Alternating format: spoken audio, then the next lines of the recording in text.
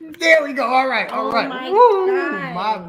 my bad, y'all. How we not add ourselves to the screen though? Man, that's terrible. What up, Good y'all? evening, everybody. Pardon the little glitch in the matrix, man. Hey, Forgot Shanna. forgot to put myself and the wife in the live and shit. You know, y'all about to run it yourself. Our host Maya would have came up and took over for me. But what up? What up, Willie? What's popping? MOA 360, my brother. It's good to see you. Good to see you. Listen, I be messing with those algorithms trying to get right. So if I ever delete the comment, it's not the comment. You cool with me, brother. So it's always good. It's good to see you, Shannon. What up, Lawrence? What up, Lawrence Lilly? Mr. Joseph Harris. Joseph, what up, my brother? My brother. It's good to see you, man. Shout out to Joseph, man. Shout out for everything you do to support what we do over here, man. I appreciate it. She appreciates it. I definitely appreciate it. And the young gun appreciates it 100%. Jova, what up? Hey, Jova. What's popping? Brian Bridges. Oh, Brian. What up, though? It's good to see you. Good to see you. Hey, T Mash in the building. Crazy Mechanic in here early. Carbon Q. Carbon Q. You know, we got it. We made it. We made it.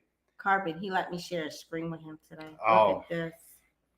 Ain't that something? Ain't that something? Hey, fam. Fam in the building. You know why? You know why he's here, right? Why fam here? Because the game show just ended. I'm just playing. It might still be going. It might still be going. Steven Shepard, what's going on? How is things? What up? What up? What up? Hey, Randy. GT, what's popping? Mr. Caldwell, what is the word? What is the word? Let me get myself together. There we go. Yeah, you are. What are you doing? I'm trying to make it work. I'm trying to make it work. Hey, Junior, Urban, Fat Guy, Jason, Howard Ewan, J, and the ladies. Howard J, what's popping? What it is? You have to say hi to the ladies. And the ladies. Sorry, you gotta be careful when somebody says hi, you know, to your lady or your children. You know what I'm saying? So what up? It's his wife and daughter. What up, girls? What's popping? Ladies. Ladies. I'm sorry. You right. I know I look weird, man. I know I look weird. I gotta let my beard grow back in. Get these little man. Handing out lollipops, huh? Lollipops and Nintendos. At the community college. Man, it's a day, y'all. Oh my God. Hey, Zach, I just got home. Today was a day. And it was hot. Yo, all right, who's dealing with cold temperature right now? Because a lot of places that are dealing with cold or should be dealing with cold, it's not really that cold. But here, dumb hot. It is. Today was 87. No, today was 87? I was 87 in Albany. Oh, I was 82. 87, man. Well, E, what up? What's popping? OJ, that's my brother from the same mother. What up? Yeah, yo, it was hot. OJ, how was it in Atlanta area? Yeah, man. Well, yo, it'd be hard to get used to it every time. Every single time. But let it hit 60 degrees. He over here with a turtleneck and a bubble jacket on for no reason. He acting like he was raised in the South. I just ain't with that cold. Tap in. What up, my money man? What's popping? Yo, tap in. Did I see you? I saw you on a live recently. Dope. Some big moves right there. Hey, STD. Yeah, 75 is Ghetto. Cold. Miss Ghetto done blessed us with her presence. Oh my God. 84 in Atlanta, 75 in LA. Man. High 60s. High 60s. That's Illinois. I wish we was in a high 60s. Jesus. I could deal with low 70s. I'll be happy with that. 100%. It's November. I don't care. I moved here for a reason. I didn't move here for. I still want that fall weather. I want to see the leaves change colors. They changing. They on the ground right now. Yeah, when you gonna rake the yard though? That's decomposing. What do you? Oh That's my that's God. composition. Oh my God. How you think my grass be so dope? How you, Start the I live. already pressed the button. How you think my grass be so dope? Gotta let those leaves decompose. Oh my Gotta break down. 71 in Nashville. Yo, I'm telling y'all. Hot Tub, what up, my brother? My brother. Hey, Hot Tub. Yo, it is unseasonably hot or warm. It's hot. If it's 87, 84, that's hot. That's not warm. Warm is like 70s. Yeah. Low of 40. Yeah, nah, I walk out the house. First of all, you walk out the house right now and it's dark. No, is it? It's light When you walk out the house, It's at light. 7:30 it's light. in the morning. But I get home, yo, man, But it's don't dark. complain. AK Lover, what up? What up? I was on the phone with Carbon and it was like 5 o'clock and she's walking in the dark. Pitch black. But it's not dark here at 5. It don't 6. get dark till like 6:30, almost 7 here. At least 6. Because I had my truck light on at 6 and I was way up in somewhere. So yeah. It's that time of year. It is. Yo, all the Halloween stuff, put away. Yes. She's a boss. I did it. She a gangster. I came home one day from work. It was some gone. It was all in the house, though. Came home another day. It was gone. It was all gone from the front. Listen, all right, so tell me how crazy this is. Pisses me off, but I got to live with it. She takes the webbing, like the cotton web, and spreads it out all over the bushes. We have bushes in the front on the 2 sides or whatever. And she spreads it out on the bushes and then be trying to leave it there, talking about that's the snow for Christmas. Listen, let me use my imagination. That ain't no damn snow, y'all. Steal my adult childhood from me. No snow. Period. That ain't no damn snow. That's it's webs. Snow. If I say it's snow, it's snow. It's snow. I be trying to cut the hedges, and the shit be getting stopped up because the fucking webs, because the webs is all up in. My adult imagination. See, Randy, already dollar stores, all that. Yo, nah, we didn't dress up this year because a lot of y'all, we told y'all the story, man. We weren't ready because they did Halloween on Saturday instead of Monday. So we weren't ready for it. We would have. I mean, we got costumes and all that, but no, we was not ready. There was people coming to the house already. Yeah. And there was people that came to the house when we was out celebrating your birthday. Yeah. So nah. If we didn't have time. Yep. Silverback, you right. I know it. Right, Urban. If I say it's snow, it's snow. It's white. It's white. Okay. It's fluffy. It's white. It's snow. You the boss. You the boss. Leave my imagination alone. Hey, listen.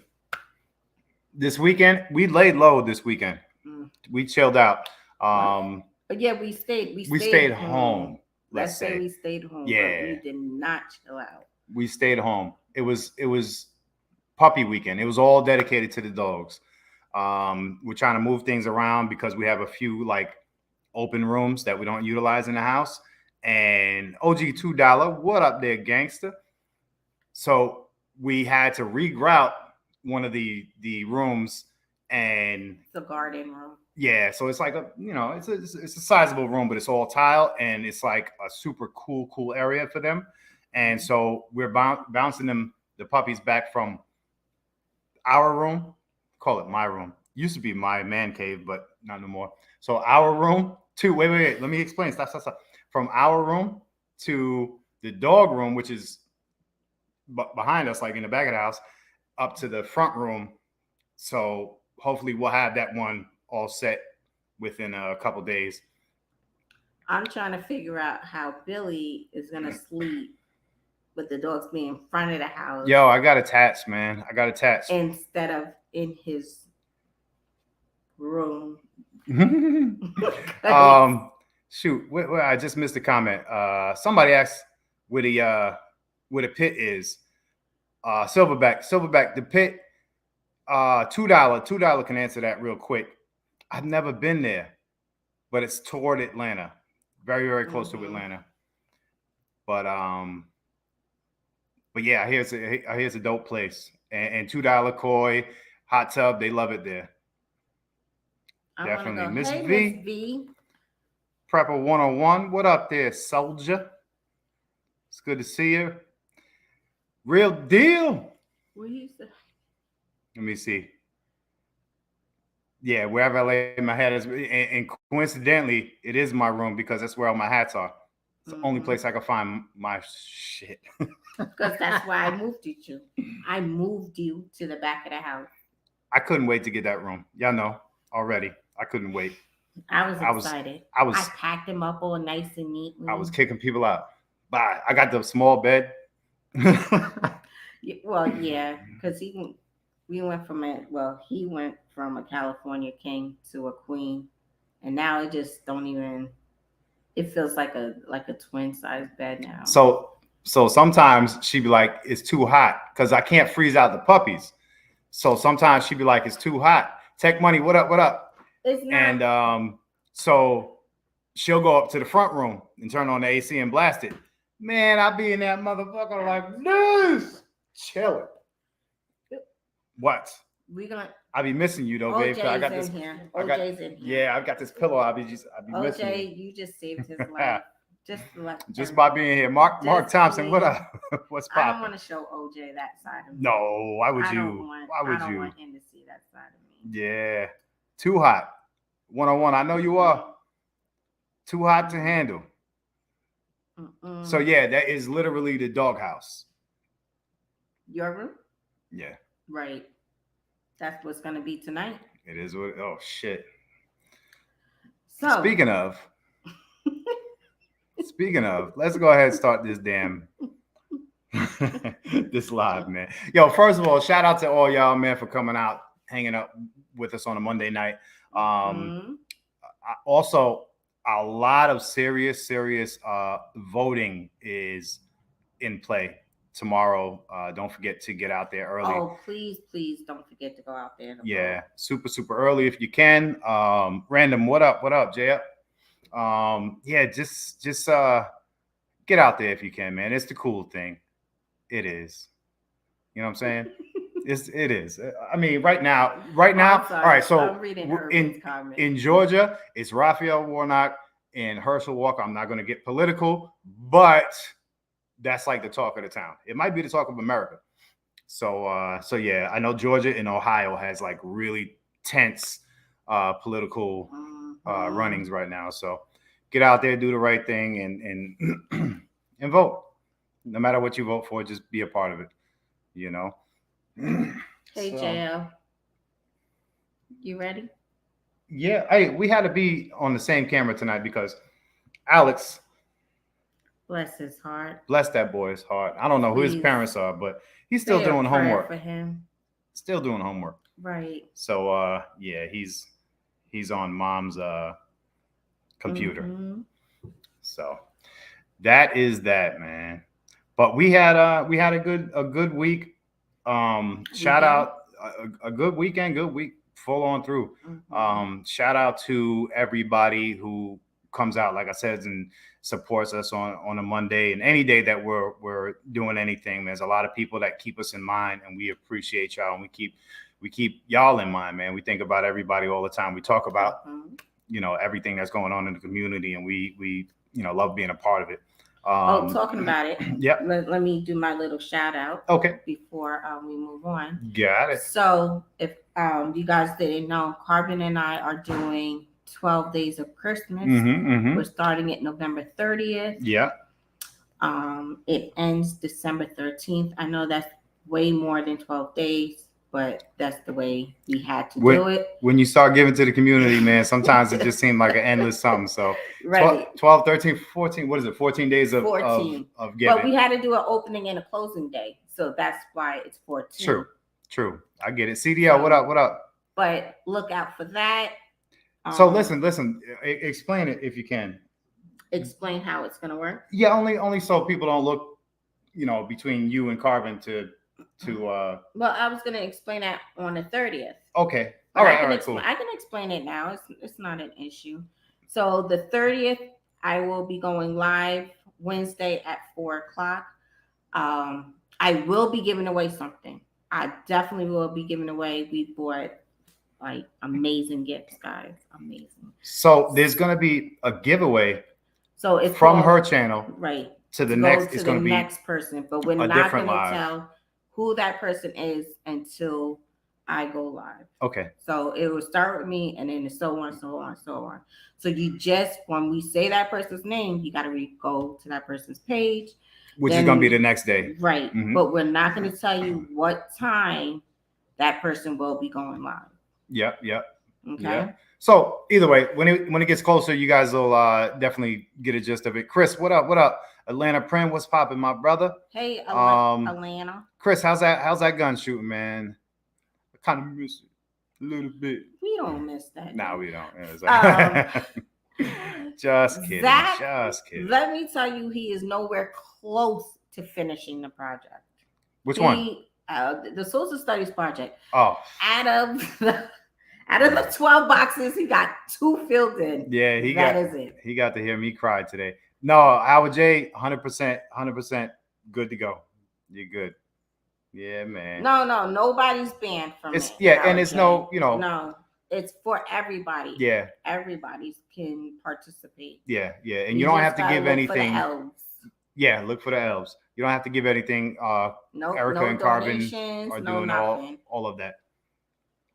Yep, definitely. Chris, that's good. That's good to hear. Either way, I'm gonna go ahead and do what I always do. I'll go ahead and drop the link for anybody who wants to participate in this part of the conversation. Dennis Dixon, what up? What up?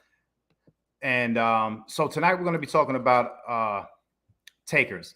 Now, when it comes to shit hits the fan scenarios, there's always going to be some people who either live that lifestyle and they're going to, cause ruckus. Usually that happens very early, or they're going to think they were prepped enough and run into a wall and have to face the reality that they're going to have to take in order to survive. Right. So it's just a reality. And you can be the best, most kind-hearted person, family. Nothing really is going to put you in that scenario where you're going to figure out what you're going to do until the shit is right in front of you. You know what I'm saying? Mm-hmm. So yeah, it you can't sit back now and be like, nah, I'm not going to be a taker until your kids are crying, or you have 0 left in the house, and right. Whoa, listen, real deal looked like me. I don't know how it happened. he got rid of the Wolverines. Hey, what's up? Woo. He look? I'm leaving. Real deal look uncircumcised. Really? I'm sorry. You say I'm a real dickhead? Yes. You're good. I'm just fucking with you. What's up? Nah, I always clean shaven because I'm getting ready to go full hillbilly. That's it? Oh. I'm gonna let it grow long. All the way. I dig it. All the way. Dig it. Nothing wrong with that. So I want to say this, because for people that think this is their plan, I want them to realize this is my plan, and this is a lot of other people's plan. Mm-hmm. Mm-hmm. I am prepped. I plan on being part of the solution. If I see somebody in need, I will help them.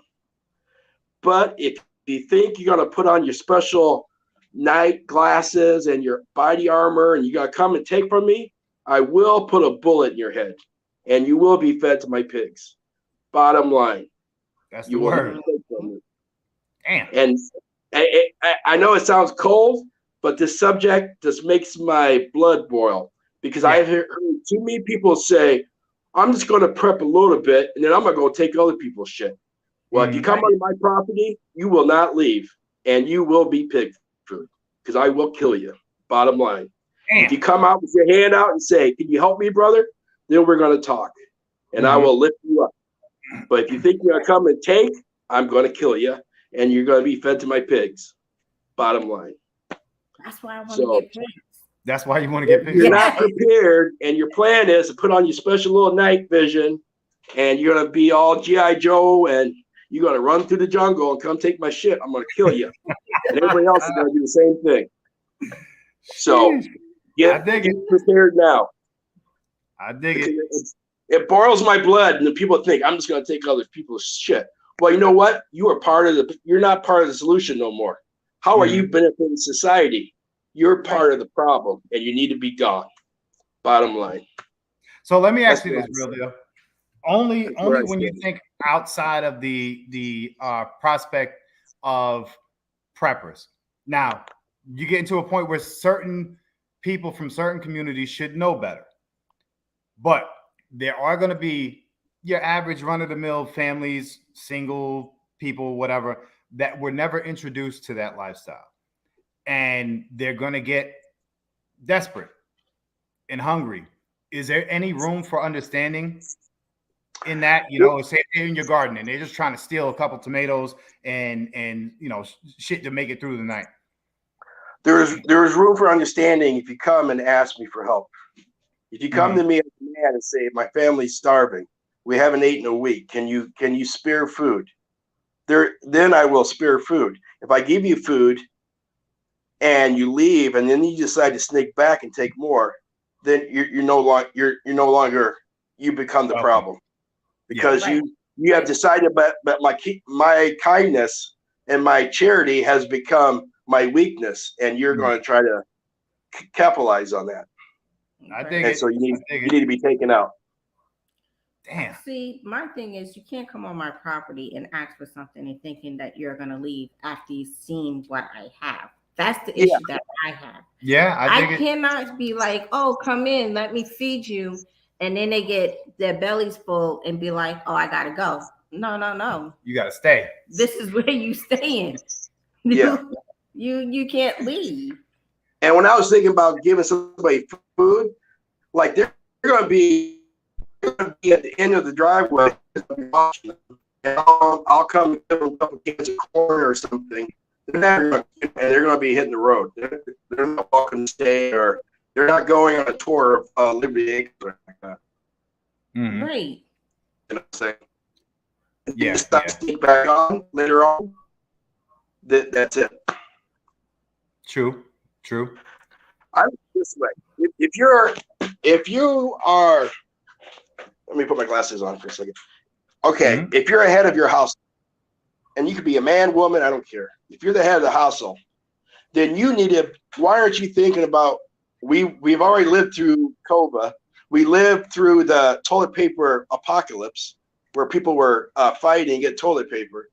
So what in your mind hasn't decided? Hey, I better get a case of wheat. I better get a case of beans. I better get some dry goods, some canned meat or something. Mm-hmm. Right. Are you that tied to society? You think that the government and society is going to help you? If you are, then you're not a very good leader of your family, because you should be thinking outside the box. I'll tell you, I'll say this, and a lot of people don't know this because I don't share this info with a lot of people. The reason why I'm so into prepping and stuff, one, I got very blessed because my wife's into it too. And so we're on the same page. And when you have a husband and wife that are both thinking the same way, life is so much easier. Yep. Right. But I don't want to get into major details. At one point in my life, I was addicted to alcohol and drugs and all that good stuff. And I hit rock bottom, and I lived on the streets. And I ate out of garbage cans. And I realized what it's like not to have. And what it's like not to have, don't know where your next meal is. And you don't realize how humbling that is when you're digging through a garbage can looking for something to eat. Yeah. And the shame and the guilt and stuff. So you got to lift yourself out of that shit. And so therefore, if I'm not prepared, especially when I went through everything like that, then I deserve to starve because I haven't learned my lesson, you know? Yeah. It's such a humbling and such a rock bottom place for me. Yeah. That, I dig myself out of it, and I'm never going back. And so I have compassion, and I don't have a problem helping people. But I do have a problem with, you think you're going to put something on and come take my stuff, because I'm at the point where I'll just kill you. I don't care, and I'll feed you to the pigs. It's that simple. Because you're taking away from my family, and if you're brave enough to put on your special GI Joe gear and come onto my property to take my food, then I have assumed that you don't have a problem killing my family to get what you want. Yeah, and assume that there's going to be some pushback, like they're prepared to fight, not just to take. I get that. And listen, yeah. So as soon as you come onto my property to take food, to me that's a sign of you want to kill my family and you have to go. Mm-hmm. And it's that simple. And some people say that may not sound very Christian. After I put a bullet in your head, I'll say a prayer for you before I throw you to the pigs. Thank you, Lord. That's all I can say. I mean, it's just that simple. So for those, yeah, sometimes scenarios may play different roles in how the outcome of it. But believe me, if you have a firm underlying plan, those decisions are going to get shorter and shorter, and those options for the person out there on the way in is going to get very limited. So once you prepare your mind to protect your home, believe me, there's not going to be much conversation outside of it, especially when people are on that hurt you to get what I need level. You know what I'm saying? Exactly. It'll jar me even more so to be active in the way that you're speaking. So I dig it 100%. Jeffrey Light, what up? I missed a couple people. I just want to yell at them real quick. And who did I miss? Biggs, what up? What up? It's good to see you, brother. And Sifting Some Soil, what up? So yeah, man. So listen. Now, in this scenario that somebody does, would you be able to befriend? Does that make sense? Somebody that you might have seen locally every now and again at the gas station and says, hey, I didn't set myself up, and is there any work I can do around here to earn my keep or something? Or is what you got what you got? Nobody's fucking with it. Nobody can help you. Nobody can benefit from it. Well, so if we're talking about a complete zombie apocalypse, right? No rule of law, no nothing, right? I have my core people that are going to be coming to my place. Yeah. All right. What's that? I said we'll be there, but we right. He knows I prep. He knows if I go to Real Deal, I'm going with supplies. I even bring Cheerios for Tank. Dang. There you go. We're in now. So we're talking about like a zombie apocalypse. Is there an opportunity for somebody to become part of that group? I would think so. Mm-hmm. Do I know how that looks like? I don't know, but I don't think it would be. It would take steps. It wouldn't be come on in. It wouldn't be come on in. Here, look at everything we have. Isn't it awesome here? It wouldn't be that. Yeah. It would have to build trust and everything else. So, and I don't know how that looks like. I think oftentimes I try to lean toward what could be reality when it comes to shit hits the fan, and I lean towards something that would be less worldwide. Usually it's going to be weather related. Everybody hears me say that often. Grid shut down within an area. Texas goes through it all the time with the ice storms and all that. And there's going to be, mass panic, that first stage, that what's going on. And then the gist of maybe what's going on, starts buzzing in the air. And then all of a sudden people are looting, rioting, somehow, some way, snatching and stealing and all that. At what point, or have you gotten to the point where you decided shut down everything? As soon as it happens, I'm hunkering in. I don't need to be one of those guys. I don't need to be one of those people out there running to the grocery store trying to buy stuff. I'm not going to be part of that chaos. I'm going to be safe at home, guarding my stuff and we're going to be safe at home, because that's where all the chaos is going to be. People are going to be mugging each other. They're going to be killing each other for supplies and everything else. I'm going to be hunkered at home. I'm not going to be part of that chaos. And that, to me, all those people that are running out there, they're part of the problem, and they're not none of the solution, because they weren't prepared beforehand, and now they're panic buying. Yeah. And then once everything happens, and you think you have morals, if you're watching your family starve, you are going to do things you thought you would never do. Yeah. You will, if your family's starving to death, you think you would never, but you're going to kill somebody for a can of corn or a can of peaches because you want to feed your family. So why are you putting yourself in that solution? You are part of the problem. Why aren't you part of the solution instead of being part of the problem? Yeah. And, like, I live out in the country. I know other farmers and stuff because I buy hay for my goats and feed and all that stuff. So I already have sort of like a network of people that I can barter with for, food, and, like, there's only so much I can do, right? I don't grow wheat. I don't grow hay and stuff in my house. So I have a hay guy. I'm gonna have to barter with supplies to get hay for my goats and that kind of stuff. So even, I think, it could be the zombie apocalypse. You still have to have a group of people that you can trade and barter with. Yeah. Because you do it on your own. You can't do everything on your own. There's only so much you can prep for. There's only so much your house will hold. Yeah. So you got to have that. You got to have that group of people you can barter with and trust. I agree. Yep. So if anybody is, if anybody's unaware and not familiar with Real Deal, he is not only a prepper, but he's a self-sustained or self-sufficient homesteader. Regular lifestyle, regular job, all that, but he absolutely needs nothing from the outside to maintain his lifestyle.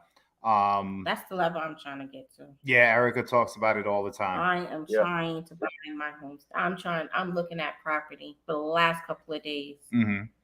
Yep. Last couple of years. When we lived in the city, we were preppers, right? I mean, I had canned goods underneath the bed and everything else. We had, furniture was made out of pallets of corn. You know what I'm saying? We were definitely preppers. But when we moved out in the country, I think it took it to a different level, because now we're more sustainable. I'm growing my own food. I'm raising my own food. I have a well. I have my own source of water and all that good stuff. Yeah. Now, I like I said, I admire and I watch your content, and I looked at a recent video where you had the roosters. I think it was like 5 or 6 roosters. Yeah, roosters. So the point I want to make has nothing to do with the roosters. It has to do with the team element that it took to prep these roosters, from live roosters to the process that Real Deal would, take, I don't know, cut their heads off, whatever they call that, and put them in machines. And if you peek into the garage, his wife is in there doing the rest. She's in there, giblets and all. Go ahead, Bill. I'm sorry. Go through the thought or the mentality of prepping, and we believe in it plenty. And this is something that a lot of us can't do shit about, but it's hard to get the spouse on board. It's difficult. So sometimes, man, you're prepping for a family that you're pretty much prepping alone, and it ain't fucking easy. No. Because prepping takes money. And so if your wife is not into it, she's like, you're trying to steal money to buy food to bring into the house, and she's like, what happened to $100? Or gone. Your account should be a lot bigger. So yeah, it's definitely a hassle. Yep. Now I got another batch of chickens. I'm going to be processing them here in another less than 2 weeks. All right. Well, that's the other crazy part, man, about your lifestyle is things are scheduled like never before. I heard you talking about something else that you had coming up, and you had to process them within a certain amount of time. It was like a couple weeks or something like that. But you know and understand what it is to be on schedule. Not to just get shit done, think you bulk up and you're good and you freeze everything and da-da-da. Nah, man, there's a process to it. Now, mind you, he's doing this and living this. It ain't shit happened yet. Imagine how much more efficient. Happened. I mean, he lived comfortable during COVID. I'm saying, but he's not doing this out of panic. He's doing that out of this is his lifestyle. Yeah, which is I envy that, man. And that's and I got baby goats on the way, so pretty soon I'll be milking goats twice a day. Yay! We need goat milk. Like you milk them, or are they? Yeah, gotta milk them. No, hand. milk them. I told my wife when we first got goats and we were learning how to do it, I said I never realized how much practice I was getting as a teenager. Yeah. You know what? OJ, that's an amazing question. Can I answer it? Are you gonna know the answer? Wait, so it doesn't come paranoia. It's like we said, it's a lifestyle. You just make sure you have your food. You make sure that if something does happen, you have at least 3 months worth of food. Yeah. Just the way the prices of food is now, you want to get it on sale. Get what you could on sale. It's easy. It sounds difficult, but it's really, really easy to prep. It really is. Yeah. And it's fun because you don't realize it's like you save so much money actually doing it. I mean, you spend a lot of money, but when the prices keep going up, you bought it at $1, now it's $3. You're just like, I just wait until it goes on sale again instead of saying, oh, we ran out of this. You can just, go into, you have your backup and you just keep replacing what you're using. Yeah. So is it paranoia? I mean, so there was a TV show called Doomsday Preppers, right? And they kind of mocked the prepping community, and they chose a few doozies that were a little on the out there a little bit, let's just say. Yeah. Mm-hmm. You know what I'm saying? And then at the end of the show, they would say, for this to happen, the odds are blah, are 12% out of a million, blah, blah, blah. Yeah. Right. And I remember watching this one lady, and she was a germophobic, right? And she you ever see that? And she had the emergency showers and stuff. Yeah. And then they said, for a global pandemic, it's like 1% out of a billion. Well, guess what? That 1% hit, didn't it? COVID-19 hit hard. Right? They told everybody to stay home and stuff. Right. Hey, we got elections coming up. And sometimes when certain people get elected and certain people don't get elected, there's people that get upset. And guess what? Sometimes cities burn, Yeah. Mm-hmm. Yeah. And guess what? Isn't it nice knowing that you can bunker in and you got everything you need? You don't have to be out in that chaos trying to get your family bread and milk and eggs. Yeah. Yep. Right. Yeah. I'm telling you, it's something you got to get used to, because there are a lot of people who think that, it's a hell of an extreme, but there's extremes to everything, because if you're not doing something as much as somebody else, they're extreme to you. And believe me, even what Real Deal is doing, it is extreme to some of us, but to a lot of preppers out there and a lot of homesteaders out there, it's on a low level. It's self-sufficient, but it's it's not as crazy. Mm-hmm. And you know what? Do you know how much better quality food I have than people that buy food in the grocery store have? Mm-hmm. I mean, the hogs I raise, the chickens I raise, they live a good life. They're not pumped full of steroids. and That's right. antibiotics and everything else. They're grown naturally. They don't have no chemicals in them.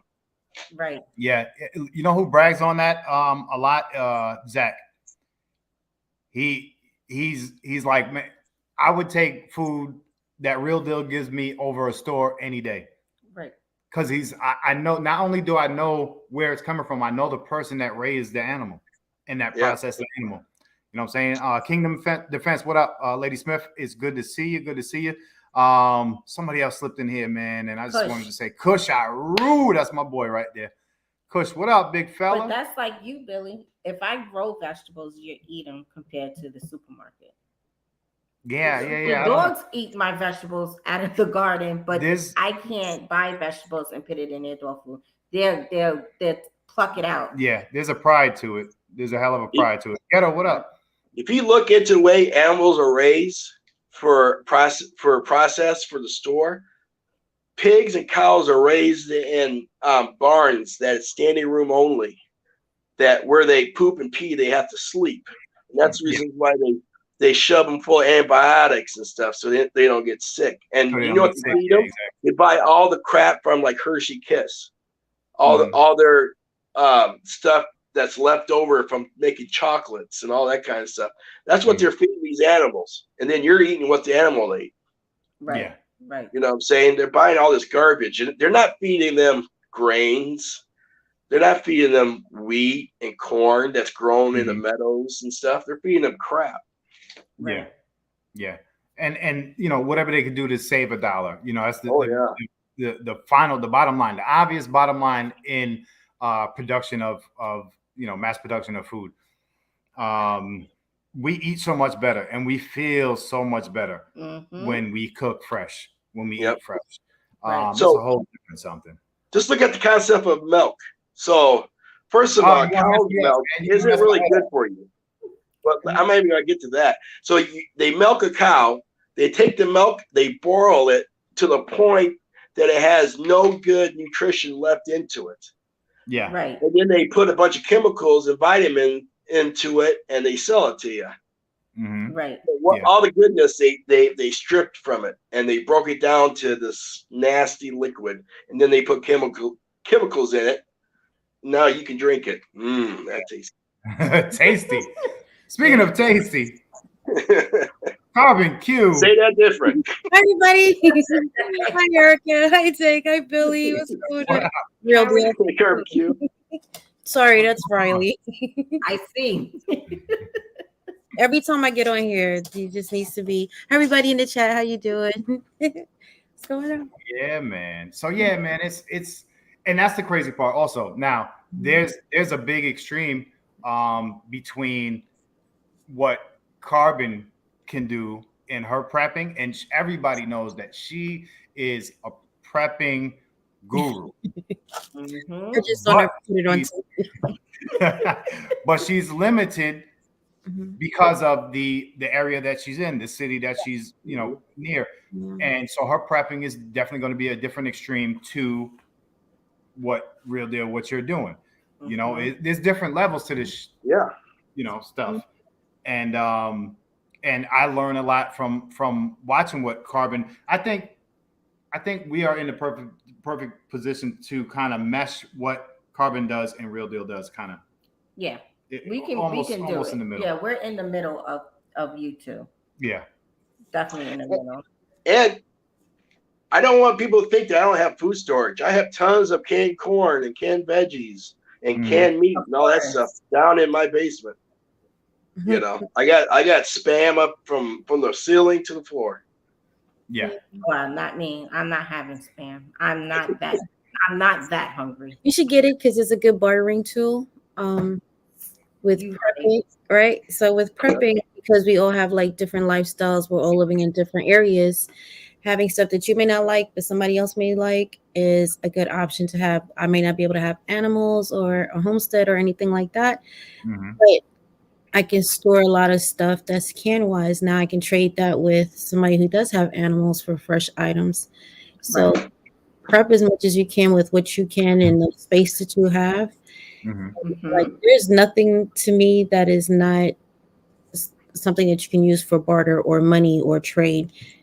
stock up on it, from safety pins to beans to toilet paper, diapers, tampons, like the weirdest thing, the everyday things that you think, nobody's going to want. That's exactly what they're going to want.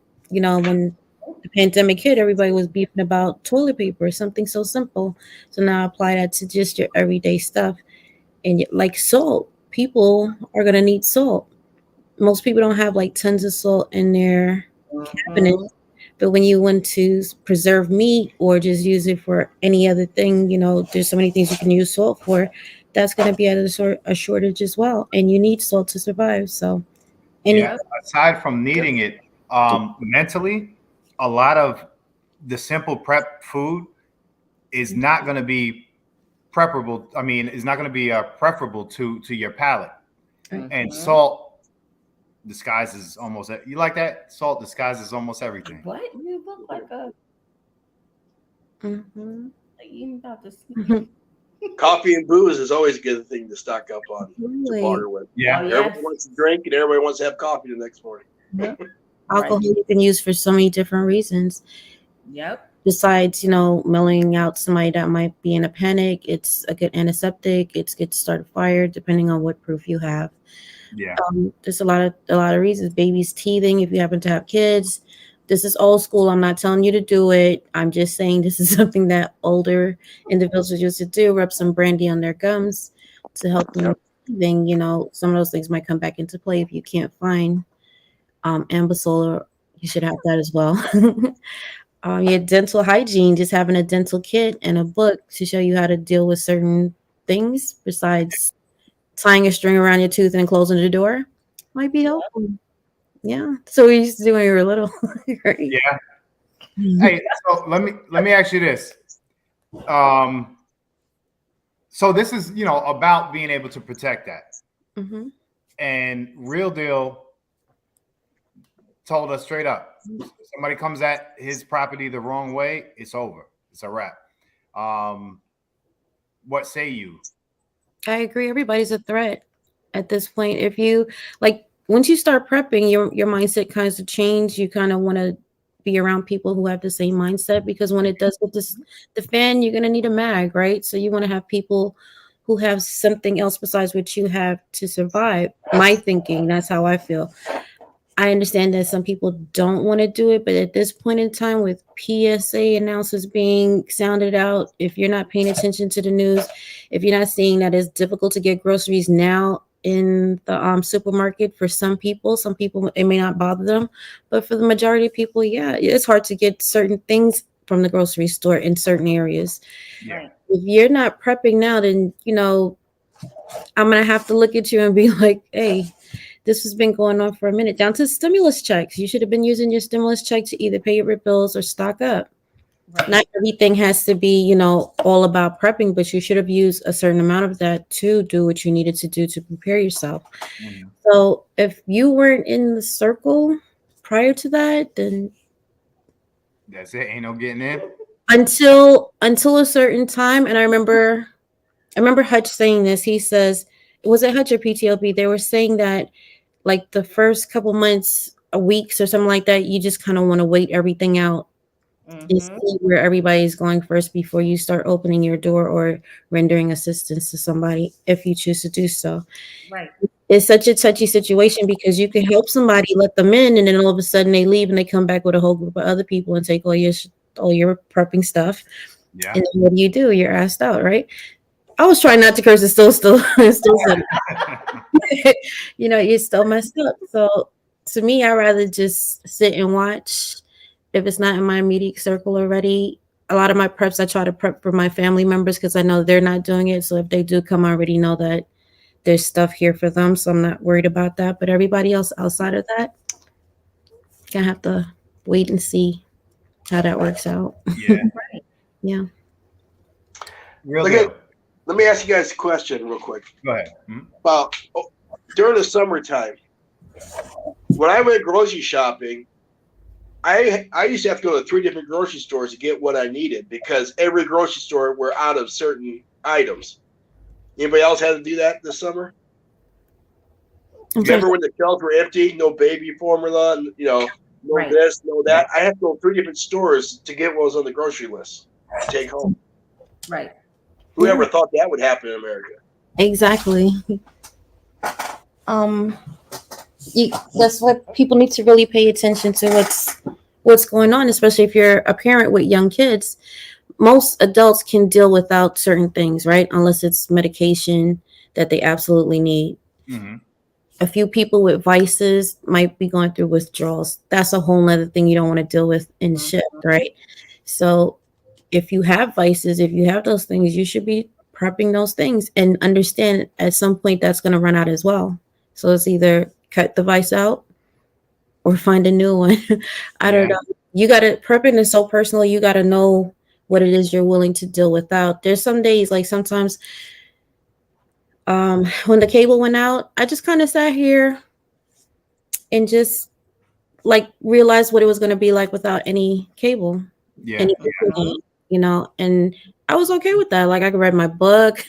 I had stuff downloaded on my phone. I was able to charge that stuff up. Like try to incorporate that in your daily life and just see what it's like. Just see what it's like not to eat 3 times a day, eat 1 time a day.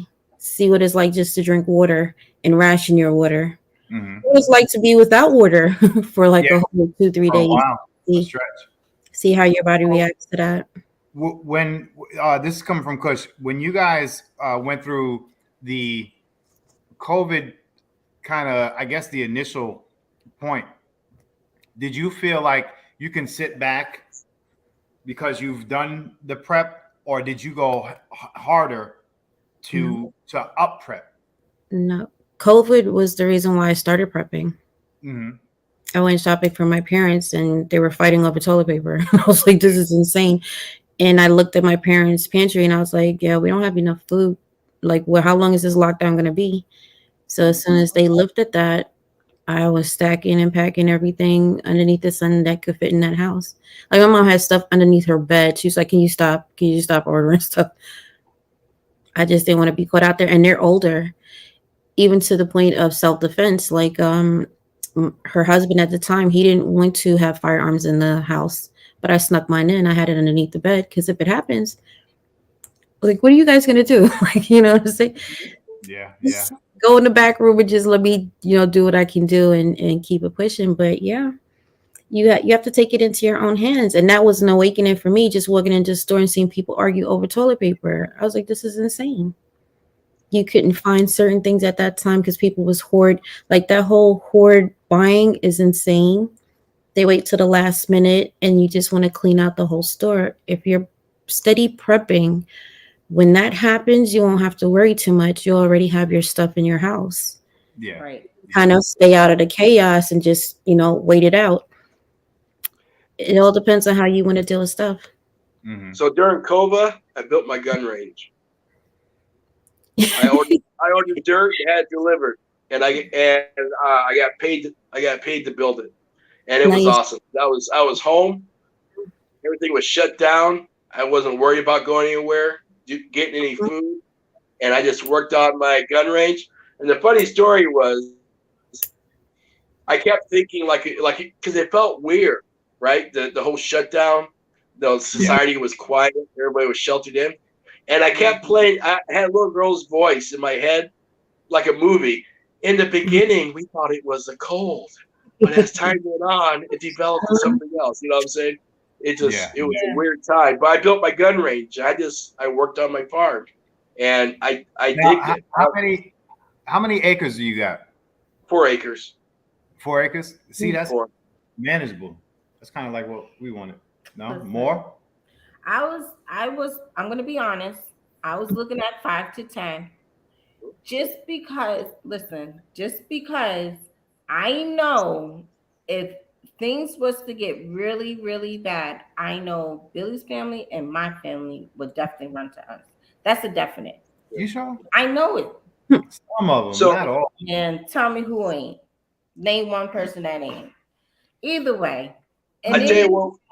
Our Atlanta friends, I don't think they want to stay in Atlanta. And if we have the room to put them on there, and I had a bunch of tiny houses to where we can all protect each other and network within those 5 to 10 acres, why not do it? I'm I doing would that take for it, free, so- Erica. I would take Hot in tub- OJ. hot I would tub- take in Koi, $2. Just bring your seasoning. What's the problem? Nothing. They got their own shit. They got bigger property than we do. You ain't lying. Hey, we in the boom boom room, y'all, because we ain't got the shit yet. So You know what the funny thing is? That's my spring project, is what you just said. We're going to buy a bunch of cloth tents, Mhm. and I'm going to build wood flooring for it, and we're going to have it on the property. That's So dope. my wife wants to do like retreats with her church friends and stuff. And then if the crap hits the fan, and I expect people to come to my house, we'll have tents for them outside. It'll be on a wooden platform with those cloth tents, like you see in Alaska. Glamping. People live in and stuff. Right. That's what we're gonna do. See, Just I would don't. definitely do that. Just don't do it downwind of those goats, man, because I hear it kind of Yeah, rough to be out there. Drew Hill, what up? What up? Butch and Harley. Chris said, have y'all seen underground bunkers? They look like small villages underground. Yeah, a lot of the elites have it. A lot of stars are getting those. They have some really they have a couple of them that are like $1 million just to rent it. And Yeah. they have everything. They have from a supermarket, hydroponics. They have an actual beach down there. They have a classroom. It is powered not only by satellite, 2 other things. I forgot what it is, but you got to pay big bucks, and they're only allowing certain types of people inside there. You have to have like lawyers, doctors, politicians, and things like that. They're getting bunkers. There's other people. There's smaller bunkers that you can get to, but when shift covers like so many things, like hypothetically saying meteor hits, it's an earthquake, you don't know how that is going to affect that bunker down there. Yeah. It can cave you in, keep you in there, or it could just damage. And then with all that stuff, it's your air that's coming in there, your sewage, all of that is in there. Do you want to be trapped in all of that stuff? So yeah, it's a great idea. But We long gotta run that back. Hold on. That's something I don't even think about. Right. When it comes to bunkers, sewage don't go up. term, It stays Yeah. there. You know what I'm saying? And you already down, so I don't think I Holy can moly. do an underground. You have to do a cedar toilet, something. like an outhouse.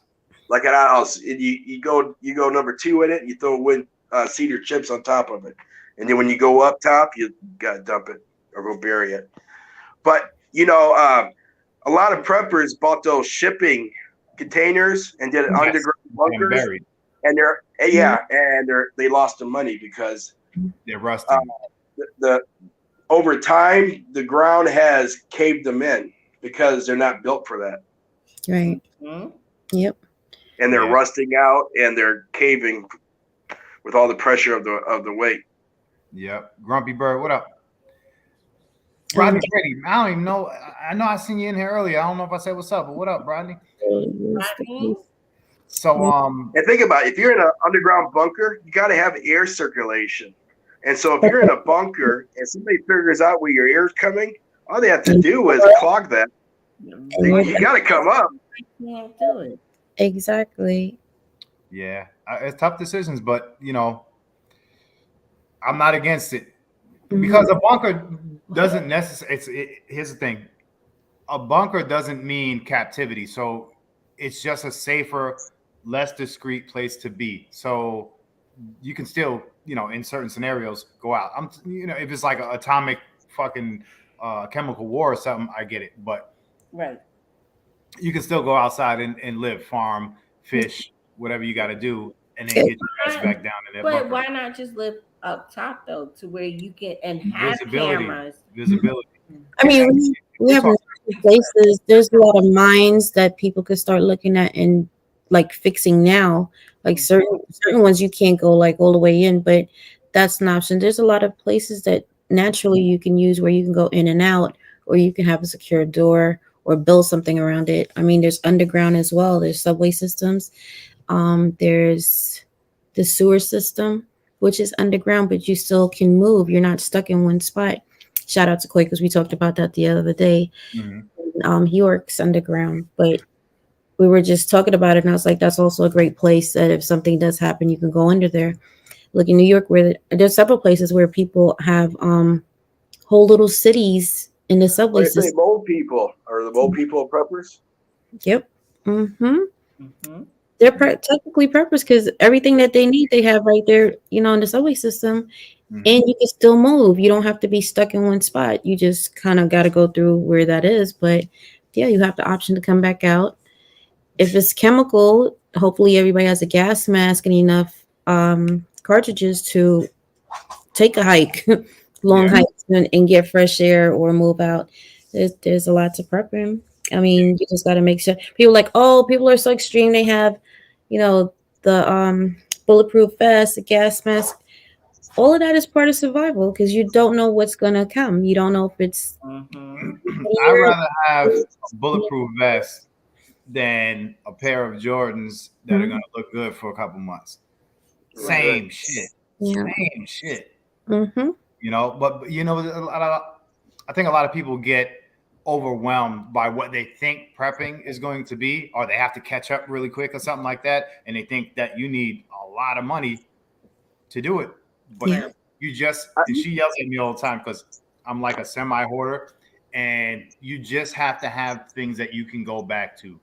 That's all. You get it, leave it, don't think about it, and get back to it when you need it. You know what I'm saying? Listen, all I'm saying I say this about prepping. Have to have a junk drawer. Every room You got in the house. real deal. You got a junk drawer? You what? You got a junk drawer? Oh yeah, I got a Carbon? bowl. I got a bowl on top of my desk. Is it in every single room though, or is Every room needs a junk drawer. every room needs a junk? It's junk for that room. Mm. I have one in the kitchen. You might be eating Chinese food and you need some soy sauce. Hello. Her pocketbook is not close, so I got to go in the junk drawer. I say this about prepping, and this may be me, but prepping is like everything else. And for a lot of people out there, it's a business. They sell stuff to preppers, so you got to be careful with all the gimmick kind of stuff. If you start prepping, just go for the basics: food, water, medical, that kind of stuff. Stay away from the gimmicks. Yeah. I'm not saying all stuff is gimmicky, but there's some up there, stuff that costs a lot of money that you really don't need. Yeah. Yep. And the dollar store is your best friend. Fucking amazing. Batteries. For certain things, yeah. For certain, Even the dollar store is not that great. Yeah, because they're like, blink and buy, they're gonna run out. And how does that help you? Like, it's certain things you want to pay money for. Your personal protection, gas mask, your vest, your knife. You want to have a good knife because when you run out of ammo, your knife is your next best thing, right? So you want to invest in a good knife because then if you have to sharpen it, you don't want to keep sharpening and there's nothing left. It's just a little nub, and you're like, what the hell, right? So you want to invest in certain things. Your chemical agent things. There's the gloves, the whole suit. Because they talk about it so much, it should be something in your preps. If you're in those areas where, and they have websites that'll show you this area is most likely to get hit, or this is the reason why. Look those things up. If that's in your area, you might want to put that in your preps. I have the gloves, like the suit. And yeah, would I love to spend my money on something else? Absolutely. But if it does go off, I might have to go out there because Riley ain't going. That's right. I only have one for the dog because I need to get one for my dog too. But at the end of the day, I have my skincare. I gotta go out. Yeah. You get used to it. Yeah. Because when Erica first started, I used to be like, yo, what the fuck? Like, I'm trying to go to Red Lobster and she's out here buying shit. But I'm buying stuff. You get used to it. For cheap though. I know, but a lot of stuff for cheap becomes expensive. Right. Either way, you get used to it and you start to, it becomes just a way. You know what I'm saying? It's no different than spending money on. Like getting into guns. At first, it's sort of weird, but you got your gun. It's cool. It's awesome. And then guess what? You want another gun. And then you start getting into that lifestyle. And then you start paying more. You're like, now, it was $700. No big deal. You also when want I started getting guns, $700 was like, fuck that. You also want to invest your money into learning skills because if you learn skills, you really don't have to worry about certain supplies that everybody else are looking for. You can work with whatever's outside there in your knife. and some I fire. want- He got a chicken bone in his neck. I didn't mean to cut you off, Kirby. Hey, real quick. But I Mhm. want to say this. Go ahead. And I'm not. I'm listening. I'm trying to say this without trying to sound like I'm like Zach, that guy with guns. Mhm. Some people would look at Zach and say, I would never want Zach in my prepping group because he's way too far overweight. I would take Zach in a New York second. Zach has so much knowledge. Zach knows how to do stuff. Zach knows how to use a gun. He's excellent with a firearm. He's excellent with canning, prepping, and all that stuff. I would take Zach in a second. Right. And then some people would say, oh, I don't want him in my prepping group. And you're a damn fool because that man has so much knowledge and he would be such an asset to any prepping group. It's mind blowing. Hey, I'm gonna real quick say what's up to a couple people. Skilly, what up? What up? Play nice. What's poppin'? JL Customs, my brother. Bougie Prepper, what up, girl? And Truth and Integrity, what up? What up? I hope I didn't miss anybody. Tech Money, yeah, he been in. He rocking with us. James Wells, what's up, brother? Yeah, hopefully you guys are enjoying this and taking in something. If there's anything that you do need to learn or some realities you need to kind of come to grips with on your self. There's a lot of important shit. Right. You know, and it's simple shit. Like we said, we don't want to scare nobody off. There's different levels to this. We are probably still at like entry level ish. No, we're not. Mentally, I'm at entry level. You are. And he is. See, we're on two different levels. He's on, but that's what I said. It's okay. Is he though. cooking something? Yeah, he's making grilled cheese. Oh shit. But you're part of I know. You're part of the protection crew where I can do the gardening. I can get all the, everything that we need for our bug out bag. I have all that. So it's just like we're on two different paths, but we're working together. Mm-hmm, if we worked on the same thing, we're just going to be stuck on just ammo. And that's, I mean. Can't eat bullets that long. You know. I mean, you could. Aside from that, let me ask you guys this. And this is something so simple, something so primitive, but I think a lot of people need to figure this thing out. Mm-hmm. Can you fish? Carbon, you go fishing or have you? Fishing once. I'm actually going to go get my license, my hunting and fishing license. Good. We just renewed ours like 3 weeks ago, something like that. Yeah. Real deal. Do you go fish or can you go fishing by where you're at? Yeah, I go fishing. I haven't been in years. So I freshwater fish and then I moved to flat for 2 years. And then I got some saltwater fishing. When I'm back in Indiana, I just didn't go fishing anymore. But I know how to fish and all that good stuff. And I fish for You sound like R2D2. I got the principle of what he was saying. I hope everybody else did. Man, once they shut down that cell block, the Wi-Fi get janky. Yeah. They try to say lights out, and I'm like, 5 more minutes, Warden. Right. But I know how to fish. I used to freshwater fish all the time. I moved to Florida and got spoiled on saltwater fishing. And when I moved back to Indiana, I don't fish anymore. But I have all the fishing equipment to go fishing. Good. Yeah, that honestly for go for that. And that is a super cheap prep. It's fun to do, but always to have that in the garage or some closet somewhere. Shit, at one point we had like 20 fishing poles, and we used to go fishing like every weekend. When we was in New York. When we were in New York, we haven't been fishing here, but build up the skill, because if you're near any water, that's going to be a hell of a meal. That's going to, when shit gets. But rough. I'd rather hunting. Like I won't hunt, but I'd rather you kill it. I can cut it and clean it. I can do all that, but the actual taking an animal's life, I can't do. Yeah, I get it, but more at a hunting than fishing. To me, fishing is not as difficult. It's an easier prep. That's what I'm trying to say. Let me throw this out here real quick. Hi, So boxing too. if you're hunting and fishing and all that kind of stuff, that's awesome. But like, say, I guess if you're starving, it may be different. But never eat. I'm just gonna just throw it out. Don't eat roadkill.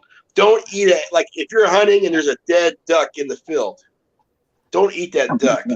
The duck is no good. Why? Because you don't know what that duck died from. Mm-hmm. If you shoot a duck, you know what it died from. It died from your bullet. Mhm. But if you see a duck just lay on the ground dead, you don't know what it died from. You don't want to eat that. Mm-hmm. Yeah. Mm-hmm.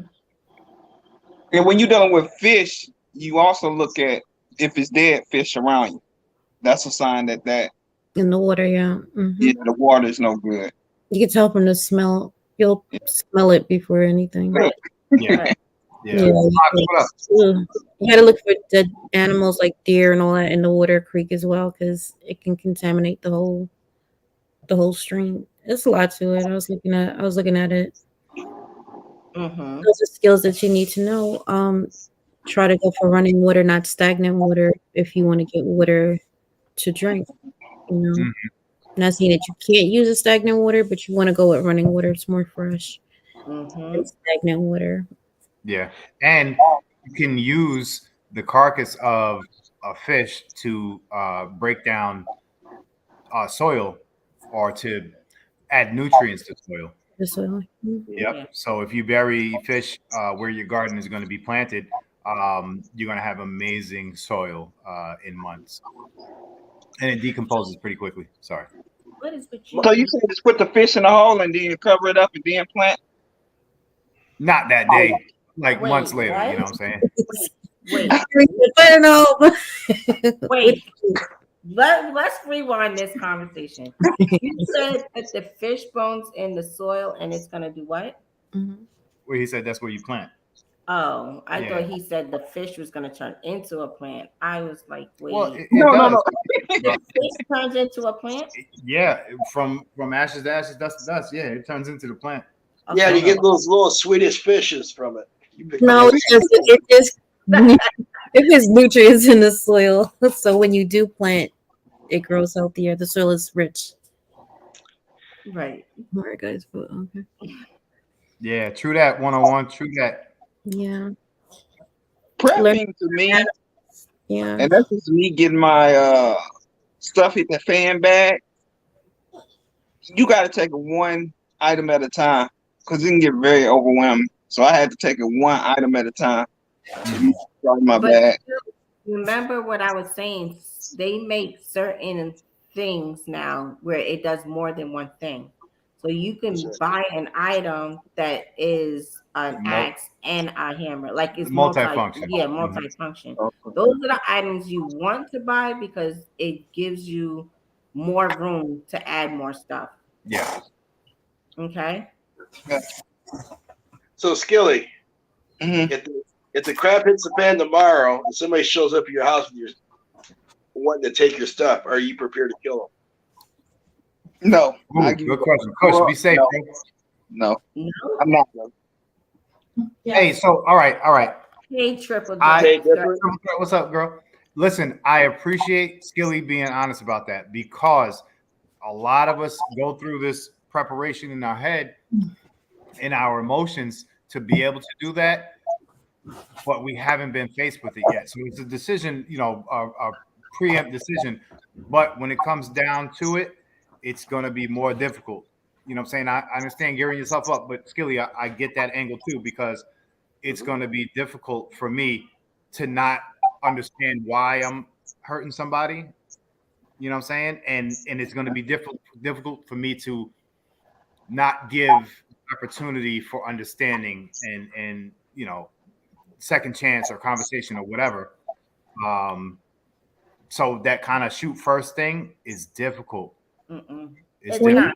With chaos, you look outside your window and you see people out here wilding, trying to break into people's house. Your mentality is absolutely going to change. Where you think that you're not, because something's going to click in you. Like, okay, we're next. What are we doing? Because you have your babies in that house. Right. There's a different, like, that's the whole point. I think Hutch or I think PTLB said that they were just going to wait it out and let the madness settle. Yeah, they're not trying to do anything until all of that craziness calms down. Then if you want to go ahead, and it's entirely up to you, you're opening your door for another group of people to know what you have. Mhm. It may sound selfish, but once they leave or they tell somebody else and then somebody else show up, at some point you're going to have to be like, no, and then that's going to be a problem. That's gonna be Right. I mean, it's a tricky situation, but you got to figure out in your head what you're going to do from the door. And it is what it is. Nobody wants to turn down somebody and say, no, you can't have it. But if you're talking about survival and your family and what you have, you got to make that choice. At the end of the day, your water supply is only going to last but so long before you have to end up leaving your bug out area as well, unless you have water on your land. And if you have water on your land and people are looking for water like that, they're going to be on your land. You're going to be defending that as well. You're not going to be the only one hunting and fishing and all of that stuff. Everybody's going to be doing that because survival instincts is going to kick in. So prepping now kind of power in numbers. Right. So yeah, then and when I say that, I'm not talking like it's a nice, peaceful day, Monday, you're watching a football game, eating a chili dog, and somebody knocks at your door. Right. I'm talking it's chaos. Yeah. Chaos. But yeah. Like how they be breaking into the stores, grabbing all of the products, and it's just a bum rush. Like that's what you're going to be dealing with should it happen. Nobody's just going to be like, got some sugar? Be like, trying to go inside there and take all your shit. Just think about it. People are breaking in homes now. Even during COVID, they were stealing gas when gas prices were too high. They was what do you call that? Underneath the vehicles, they was taking stuff out from underneath the vehicles. Now, and it's not even that bad. I can't imagine what it's going to be like when it does get that bad.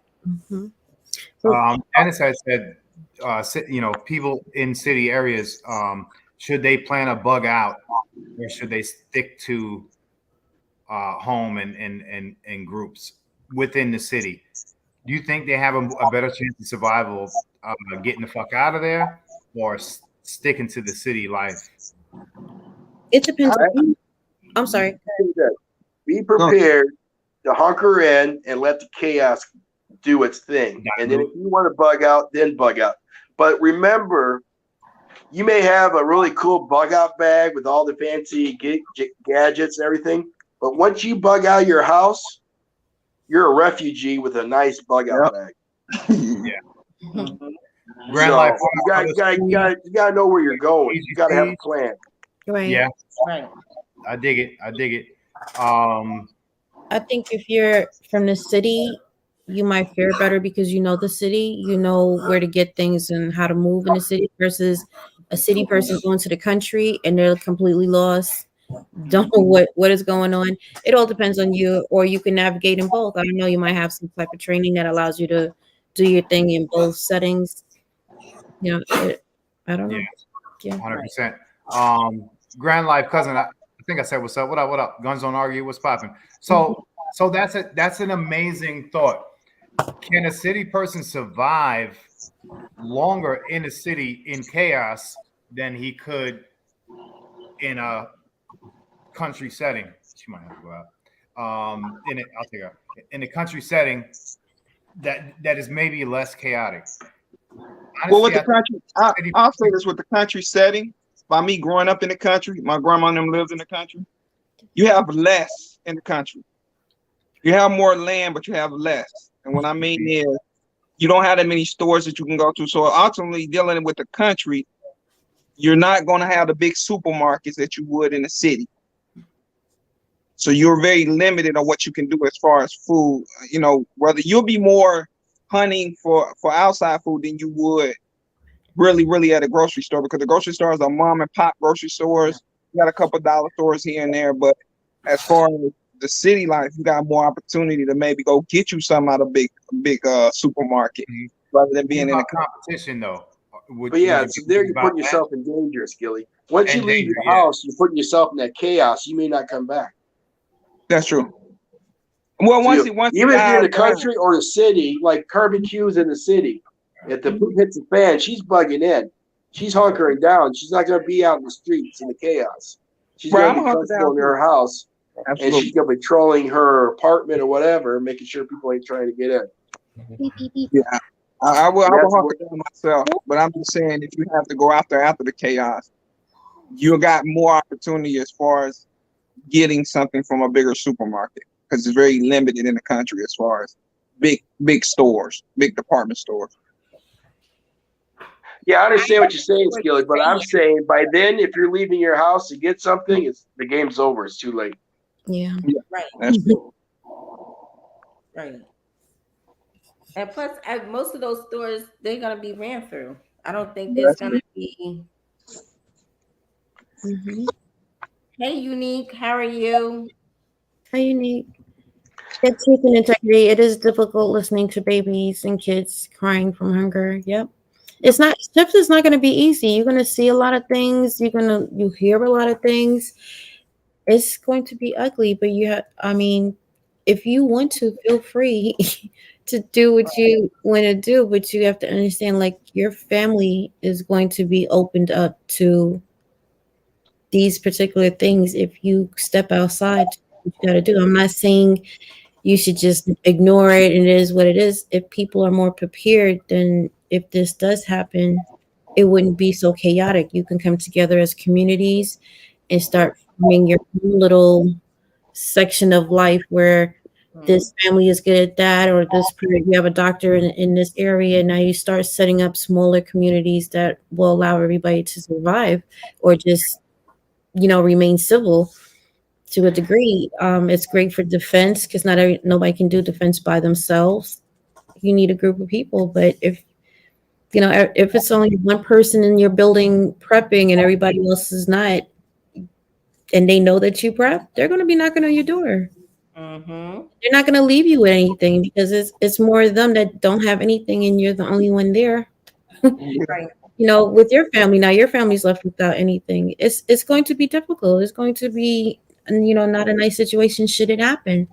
That's why there's people on here every day that's saying, prep, make sure you have something in your house that you can feed your family, take care of your family, medical, defend your family, all of those things, not just food, have water, have those things so you don't have to be one of those people. I look at it this way. If you're a prepper and you prep, you're either going to be part of solution or you're going to be part of the problem. And if you're a prepper and you're prepared, you're going to be part of solution. You're going to be there to help build the community back again. You're going to be there to be able to lift somebody up. If you don't have anything, you're going to be in that chaos and you're going to be part of the problem because you're going to be one starting chaos because you're starving, you're hungry, and everything else. Mm-hmm. So you just got to figure out: do you want to be part of the problem, or you want to be part of the or you want to be part of the problem, or do you want to be the solution? Right. And if everybody has a little bit of something and you guys come together as a community, everybody can eat. Mm-hmm. Right. Skills, food, water, whatever. Right. Right. Yep, Mhm. that's very important. Building. Don't forget the. Want your seat back? No, that's all right. Hey, Deborah. What country was it? It was Was it Venezuela? I'm not saying that country name right. Venezuela? We had economy collapse. And a guy who survived it wrote a book. People were bugging out, trying to go to another country, bug out of their country, go to another country. And all the gangs and everybody was waiting for all these people, and people were getting murdered, raped, all their stuff was being taken from them, the bug out bags and everything else. You don't want to put yourself in that Situation. that position. That happened in Texas when they had that grape down in that football. What is it? The dome, the Stadium. Yeah. stadium. There was rape Yeah. going on there. There was people being assaulted, people's property being taken. In that messy situation, people were still People being raped. yes. Yeah, Louisiana when the dam broke. Yeah. That's something you're gonna hear. It right. does. Unique prepping. What up? CRG, what's popping? So listen, also you have those scenarios now. When shit hits the fan somewhere and it's not hitting the fan where you are, believe me, there's going to be some repercussions that you will feel on the outskirts of that. I'm talking about like states over. Right. You know, so if there's an issue in Georgia, say South Georgia, Alabama is going to feel that. Florida, North Florida is going to feel that. People are going to migrate. And where more people migrate for these towns and cities that are not prepared for it, it's going to be mass hysteria. It's going to be kind of rough, you know. So well, look when a hurricane hits Florida, or when a tornado touches down Iowa and wipes out a city, and you decided that you want to do a project in the house, the prices are sky high because all the lumber and everything's going to, you know, the natural disaster just happened, and a sheet of drywall costs $85. Yeah, we went through it here. Yeah. Hurricane Michael hit South Georgia pretty hard, and we had to go to Atlanta to get a chainsaw.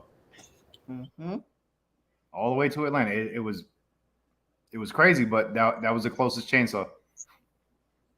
You know, so yeah, there's definitely going to be a level of prepping that you're going to need to do for shit that might indirectly affect. Well, it's going to directly affect you, but it's from an indirect substance. You know, indirect occurrence. Well, look at this. So it kind of happened here, but it happened more in Canada. They tried to make all the truck drivers get the COVID shot. They went on strike. Guess what? None of the stores and stuff were getting their supplies. Right.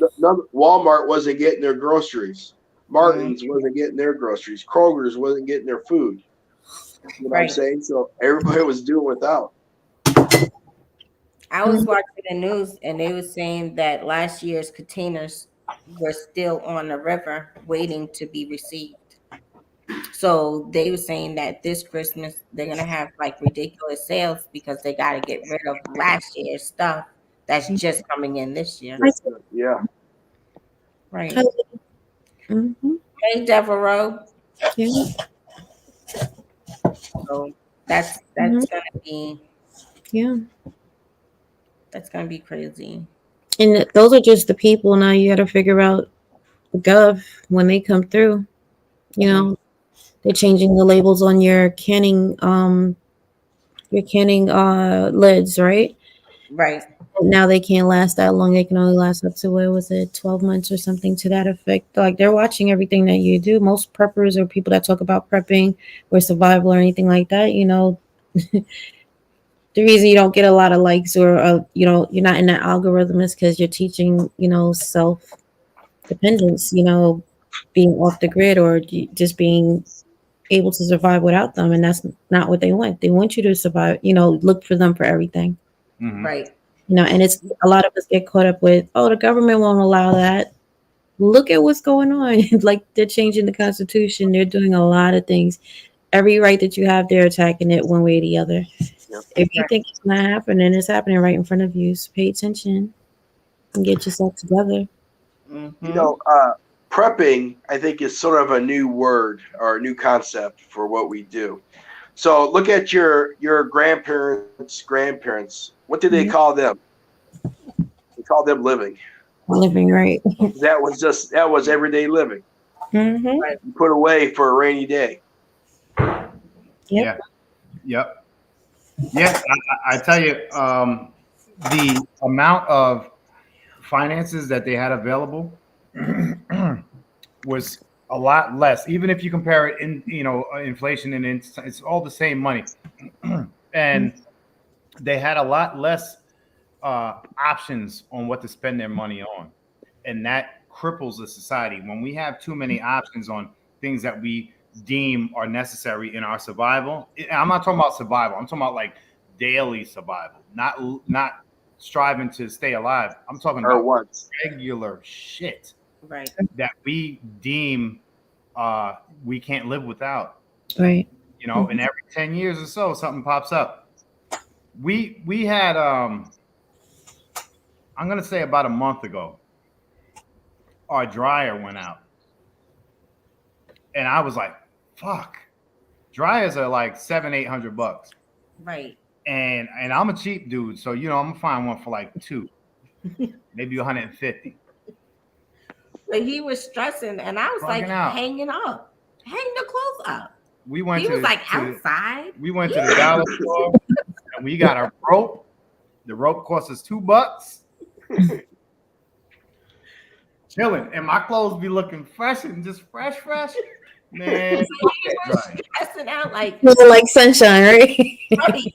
He was like, "Oh my god, the dryer's out," and I'm standing there like, "What do you sew and just hang the shits up outside?"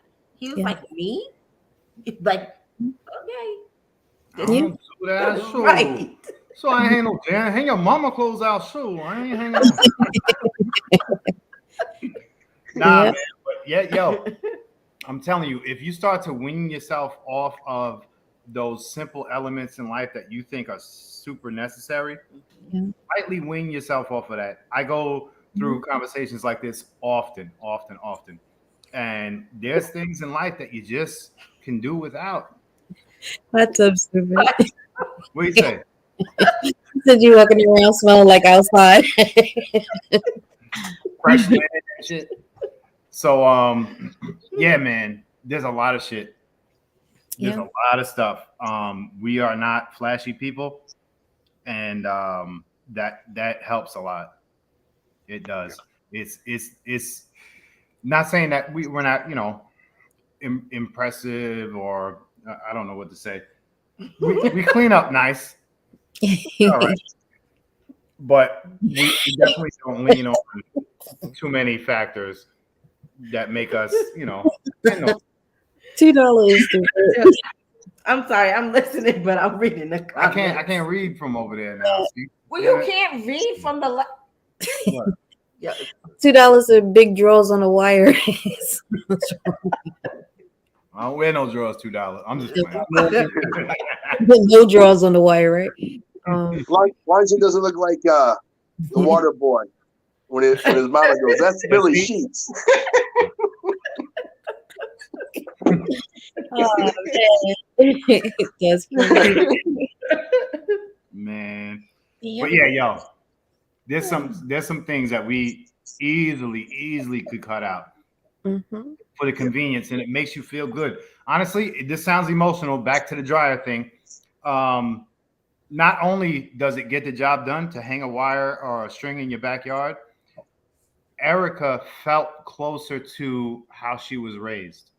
right. It was an emotional thing. She felt like her grandmother was, you know, like with her, you know, and that's something that I respect. You know, my grandmother would do that. Yeah. She had this. So my grandmother was infected. She had like those 5-gallon buckets, and she used to put the plunger in the middle and be like plunging the clothes. And I'd be like, "What are you doing?" Cleaning, yeah. Yeah.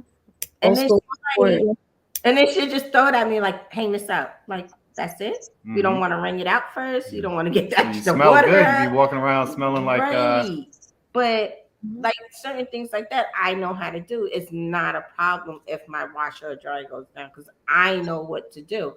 Now, Billy and Alex, on the other hand, they'll just be like, "Oh, we're just gonna buy new clothes," or they're gonna sit there. You gonna do it? My clothes are from when I was chubby. I still got the same shit. It's a real stupid. I don't buy nothing new. But even one time, you know, the internet was out, the electricity was out. I think the electricity was out. When we were like playing Scrabble and Uno and all that. Man, have something in the house to entertain yourself. You know what I'm saying? Fuck that TV. Devereaux, we got the spotlights, but that almost happened to me a couple of times. Trying to walk outside. I be having a whole attitude like, "Oh, I'm going home," going inside my tent. And then the clothesline catching me like, "Oh, let me get rid of my attitude." Ran into the clothesline. Yo, it's It's I think everybody's had experience with the fucking clothes on. But it's bad when you already have an attitude, though. And then you run into that. Oh God, your attitude goes on to another level. mm-hmm. Or you humble yourself, like you right. Let me chill. Let me chill. But I tell you, man, aside from that, like shower, like, all right, so I don't want y'all to sound weird to people, but we don't have heat in our house. Right. It gets cold. It gets cold for like, I don't know, not 3 or 4 weeks or something like that. Right. But not all in like, it's like nighttime. Yeah. Yeah. The daytime will be up to 60 right away. So we don't have heat in the house. We don't feel like we need it. We've been here 5 years and it's never been an issue. We have a couple space heaters. We deal with that when we plug them up. Right. And, it's something that that's partial to preparing mentally and physically for, things to come. Erica took a shower outside yesterday. And the neighbors came outside. And they never come outside, man. They never come outside. I was like, babe, hurry up. Hurry up. But, simple living like that, man, I tell you, it feels good to disconnect.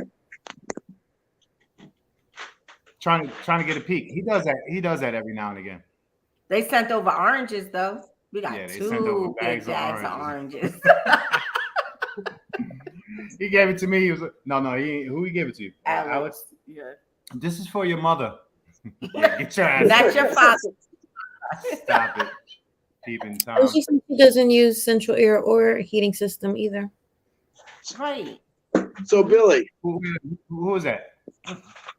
Oh, Bougie. Well, where's she at? South Carolina, right? I think. Oh, I'm not sure. I think so. But yeah, Billy, not super. Go ahead. You ever think about putting in a small wood burner in your house? Because it would do 2 things. One, it would warm your house up if you wanted to, but then you could cook on it. You could start a fire and then cook on top. We actually cook. We have a fireplace, and we do the same. We use it for heat. If we want to, we use it for cooking. We've cooked, fish on it. We've cooked a bunch of shit on it. Yeah. And aside from that, we use it to come together. Yeah. It sounds punkish, but we use it to come together.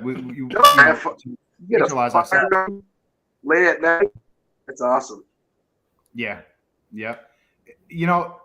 I don't know if this relates to how the modern day kitchen is, but there's something about being around a fire with somebody, Right. It builds a certain vibe.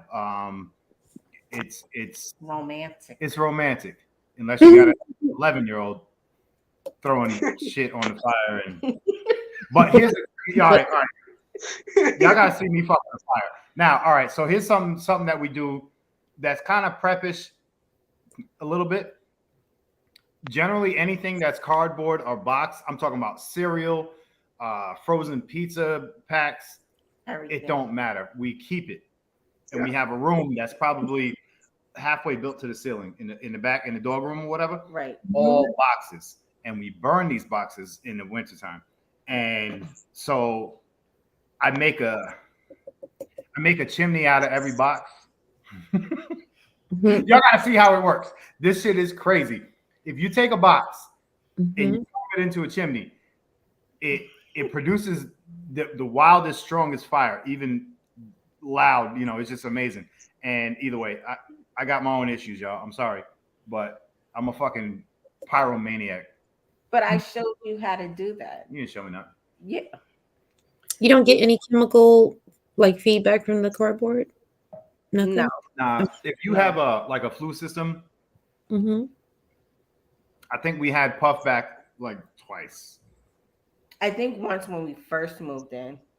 But as long as the vent, as long as the chimney, it's a natural ventilation, but it'll pull it up.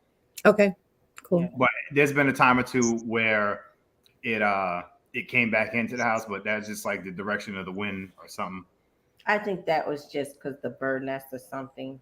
Yeah, we got birds that kind of annually build nests in our chimney. Okay. Ass, but it is what it is. You know, it's funny. Yeah, see that? Lady Smith said you could put the ash on the plants, trees, and garden. Yes. Yes. Yep. Mm-hmm. Yep. That's like a natural fertilizer. Anything that gets You acting like you garden. If you know this much about gardening, how come you don't be helping me out there though? because I got a job. I don't know. I be at Oh, work. so you saying because I'm at home, I'm just responsible? No, I ain't This saying is you're gonna responsible be. for This it. is But gonna be part. there's gonna be a part 2. There's gonna be a part 2 about Billy and. I'm not a green thumb. I'm not a green thumb. You over here? You're not a green thumb. Nope. You're not a Brown thumb. You brown. See, Billy, this is why you need chickens. So Erica can do the garden. You take care of the chickens. Hey, real deal. Let's say. I'm just trying to help you out, brother. But yeah, man, there's definitely some primitive. I don't want to call them primitive, but you know, some kind of simplistic ways to live that'll prepare you. It's not going to cost you, and it will help you mentally to get through what may come. It may never come to it, but it might. You never know. Prepping is stress relief. Just knowing that you can be able to deal for a little while till the chaos settles down. It's a good feeling. Yeah. You know, yeah. I mean, make a plan with your wife or husband. Get off work Friday night. Go down to the electrical box. Turn off the main breaker. Spend the weekend with no electric. All right. That's gonna teach you a lot. I did. When our power went down, somebody crashed into the pole or something like that. But I was okay. I had my generator. I was fine. And it was a nice little test. It's like, here's what it is. It's quiet. When I tell you it's quiet, it's quiet. The whole block was We quiet. tried that. Y'all know I be trying to have them outside and having our uncomfortable weekend. This dude over here, Alex can do it with me. Alex will do it with me.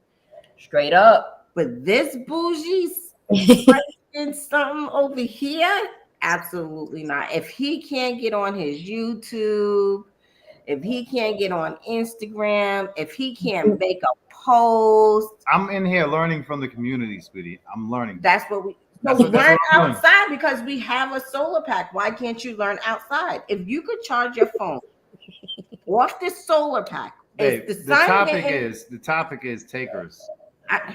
I'm taking Not you husbands. outside. It says I'm takers right taking there. you outside to learn how to live uncomfortable, and you cannot do it. Alex slept outside the other night. Was it Saturday or Sunday? Saturday. I didn't really sleep outside because I heard dogs and I'm scared of them. It's probably your dogs. Nah, There's There 3 was of them different out dogs. there. Alex went for it the other on Saturday, and I'd say what time he came in, like 2:00 yeah. or something, middle of the night. But he did all right. See me, I know Urban, I you can ain't do it, lying. but it's sometimes I just prefer. I've been working 60, 70 hours a week. I'm like I'm sleeping in a bed tonight, and she'd be picking the hottest nights, like or the last time that we was out there, it poured rain and the tent took on water. So instead of fixing the issue, you rather run from the issue. It was still raining. But you still have to fix the issue, not run from the issue. I fixed it. I took my ass in the house. Jova said there's a log that you can use to clean the chimney out. Yeah. First, first things first, he needs to hire somebody to put something up top so the birds can stop coming in. Because everybody knows he's scared of birds. So Erica has to deal with the issue. So let's start with the bigger issue at large. Let's hire somebody so they can't come inside. Let's start there. Siege. You cannot sleep at the Marriott if there was a shift. You have to sleep outside. You're gonna check yourself in Siege. I'm gonna call you tomorrow. Siege, I got you. We're gonna talk tomorrow. Either way, man. Like I said, disconnect when you can or when you want to or whatever, and just slightly get used to things, just every now and again, not every damn weekend. If you appreciate. It's not every weekend. I know, that baby. I know. I'm actually just saying. I'm prefer. telling the people. You know what, OJ? I'm Just gonna telling call the people. Isa. We're gonna do a camping trip. Yay. Not a real camping trip. Like we're not getting a glam thing. We're not doing that, That's OJ. not glamping. Yeah, I know that's what OJ and Billy would want. I'm saying we're actually camping, tents and all. Oh, I was in Walmart, guys. You know I love deals. They got those they got those pop-up tents for $20 on clearance and Walmart. I was definitely gonna buy some. If I come home with some more tents, I am out the door. All right. I'm gonna be put outside somewhere. We had this one tent. It was like a 12 person tent for a year, and she forgot the shit was in there. I did. I'm like, bro. I did. Yeah. But if you do not have a tent, and these are the good ones. These are the ones you just shake and they pop out. We don't have one of those. We need to get one of those and do a review. Have you seen this? I need to borrow $20. So that's the Crash App on the screen, right? You know what I prefer instead of a tent? I like a hammock and a tarp. Yeah, That's what I have, yeah. Hammock I and hear that. I hear that. it's We got easy. Mm-hmm. I did say that. Remember, I said put the hammock right through the tent and just chill in it. I'm gonna do that. I'm gonna do that when it gets a little bit cooler. When it's time, we can burn a fire out there. Yeah. It's too hot right now, y'all. It is still too hot. It's still in the upper 80s by us. So It's cold when you go out there at night. Mm-hmm. It's not cold because it's in the 60s, guys. It'd be like 61 degrees. They in here with thermals and long That's johns. short weather here in Indiana. That's him. I rock in my jeans. So all right. Let's get off of this because we too much on it. Joe Va, good question. What type of currency can you carry in a bug out bag? Medicine is a currency that will take up minimal space and have high value, very high. Pain medicine, probably your best bet. Right. I am a firm believer in gold and silver. Yeah. Yep. Right, Carter, so what do you say? Gold and silver has been used in every society since man walked this earth. Mm-hmm. True that. It's always had value. Cigarettes, coffee, your power bank is going to be a good form of exchange of stuff. A lot of people don't have it. They need stuff to plug up. Mm-hmm. Excuse me. Baby stuff, whether it's not baby stuff, but hygiene stuff. Anything to makes somebody feel cleaner. It is, that's going to be good stuff to have on deck if you have it. I think just about anything can be. Mm-hmm. Like scented shampoo and I wouldn't go with scented out. Anything, I would do anything. If you guys are bugging out, you want unscented stuff. no, I mean for like barter, for like trade, Whatever you can get your hands on. At that point, I don't care if it smells like I don't care what it smells like. I just need to get clean. Like I'll come out there smell like brute. Can I have some? Listen, I need to go take a shower or whatever. Just get clean. That's part of hygiene. Hygiene is very important. A cut can get you sick and take you right out the gate. You men, your stuff is on the outside. Our stuff is on the inside. A couple days walking around like that is not nice. Mm-hmm. Right. We definitely have to maintain hygiene. And if you're going to the bathroom and you don't have toilet paper and you're trying to just get by with a leaf or whatever, your butt's going to be itching and you're going to be miserable and stink at the same time. So There's a lot, wipes, a pack of wipes is going to go a long way. Anything, it just depends on your surrounding. You should be able to barter just about anything that's in your bag. The only thing I would barter is my knife, because you're gonna need it. The knife is gonna. Yep, batteries are good. But if you're bugging out, you don't want stuff that's gonna weigh you down. you got to worry about the weight of things. Try to get things, Q-tips, anything like anything that you can manage to add into your bag. That's not gonna, make your bag a 60-pound bag. Mm-hmm. That's what you want to do. If you're in your house, of course, you have more options, but on that road, that's going to be crazy. Shoes might be a good bartering thing. You have a lot of boots and sneakers, stuff like that. So, hot tub brings up a good point, Mm-hmm. and drugs are a huge bartering aspect, and more than likely, more than likely, you're gonna get more than what the drug is worth Right. at the time. Drug addicts would have a different perception of value during a what do you call that? Like a need time. Mm-hmm. What do you call that? There's a word for it. I forget. I don't know what it's called. Withdrawal? Not withdrawals, but Detox? like Detox. no, like right before that, when they're jonesing, Jonesing. fiending, jonesing, something like that. Believe me, you can get a damn car. Mm-hmm. So it's like that. But that's a big truth.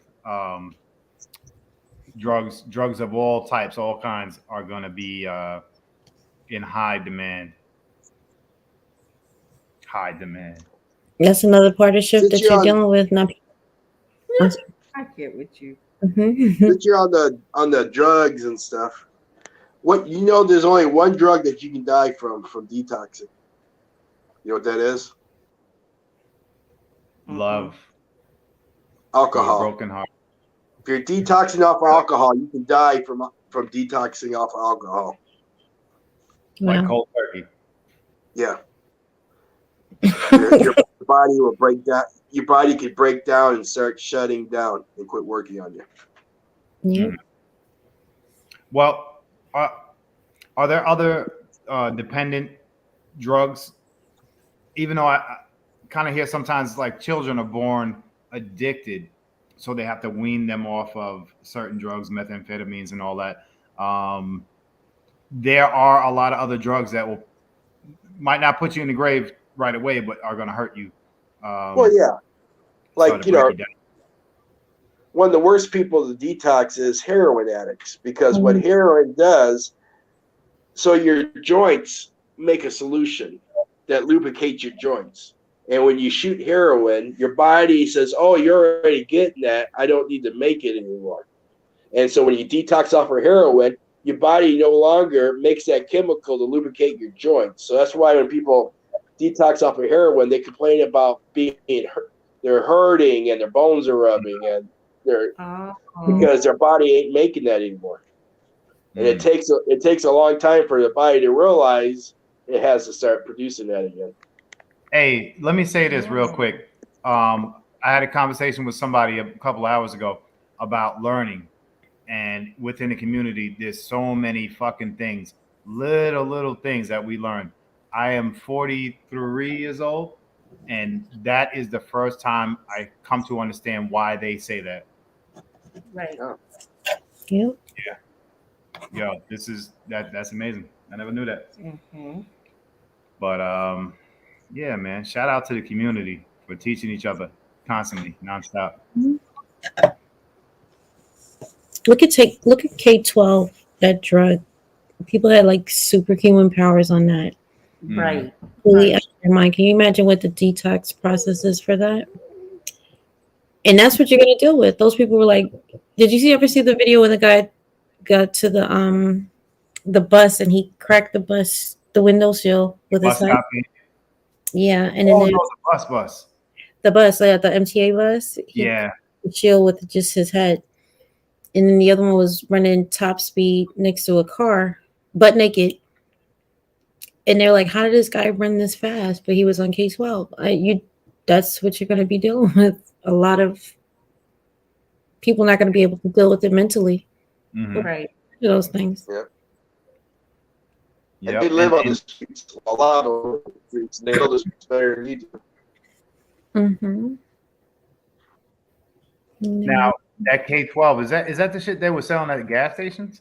Yeah, with the I think that was the potpourri thing or something like that. How the fuck does the FDA let shit slide through? I don't get it. I don't get it. Mm-mm-mm. Not even Do gonna they say let it slide through? thank you. That Yeah, was right. Or do they push it through? right. You're right. Depopulation. You know, how did tons of coke and crack get into the communities? Is it because the government allowed it to come into the communities? All right, K2. That's right. Yeah. Yeah. How did guns get into certain neighborhoods? How did drugs get into those certain neighborhoods? Right? It magically appeared one day. It sure did. I dig it. Mm-hmm. Corey, what up? Boy, I think Boy. Corey frozen out. That ain't K2 got him. Oh, Yeah, not wait, the I think K2, man. Them joints, man. He ain't producing joint juice. Don't join. that's right. Right. He's He's a right. babe. There you go. There you go. Corey, what up? Hold on. Let me get rid of other Corey. Okay. Uh-oh. Uh-oh. I'm froze up again. Yes, sugar is more addictive than heroin. This one might get back better. Yeah, I think it was K2. K2 because shot was getting crazy out there. Yes, same OG. Yep. K2. I can tell you, for me, Can y'all hear me? I quit drinking, Corey, what up? doing drugs, Hey, heavy can y'all stuff. hear me? The worst thing I ever quit doing was smoking cigarettes. Mm-hmm. Corey, we can hear you if you can hear us. Okay. One thing that you should do is know what's in your area. For instance, like I'm working or whatever, right? Mm-hmm. Say you got to find a fallback place. Say in one of our buildings, right? I'm down in the basement. So you want power? Oh, you got a whole building with a whole backup generator. There goes your power over there, right? Mm-hmm. You want security? There's only two ways in. That's one thing. All right. If you need a bailout space,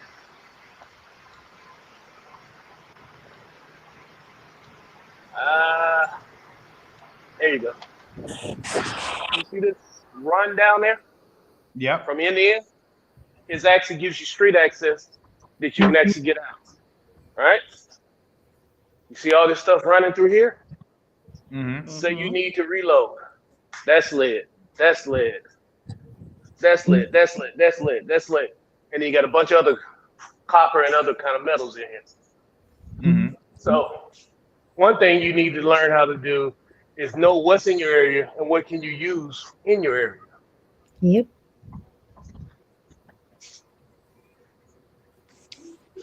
And I tell you what another important thing is say if it is an area like that, being able to retreat to that.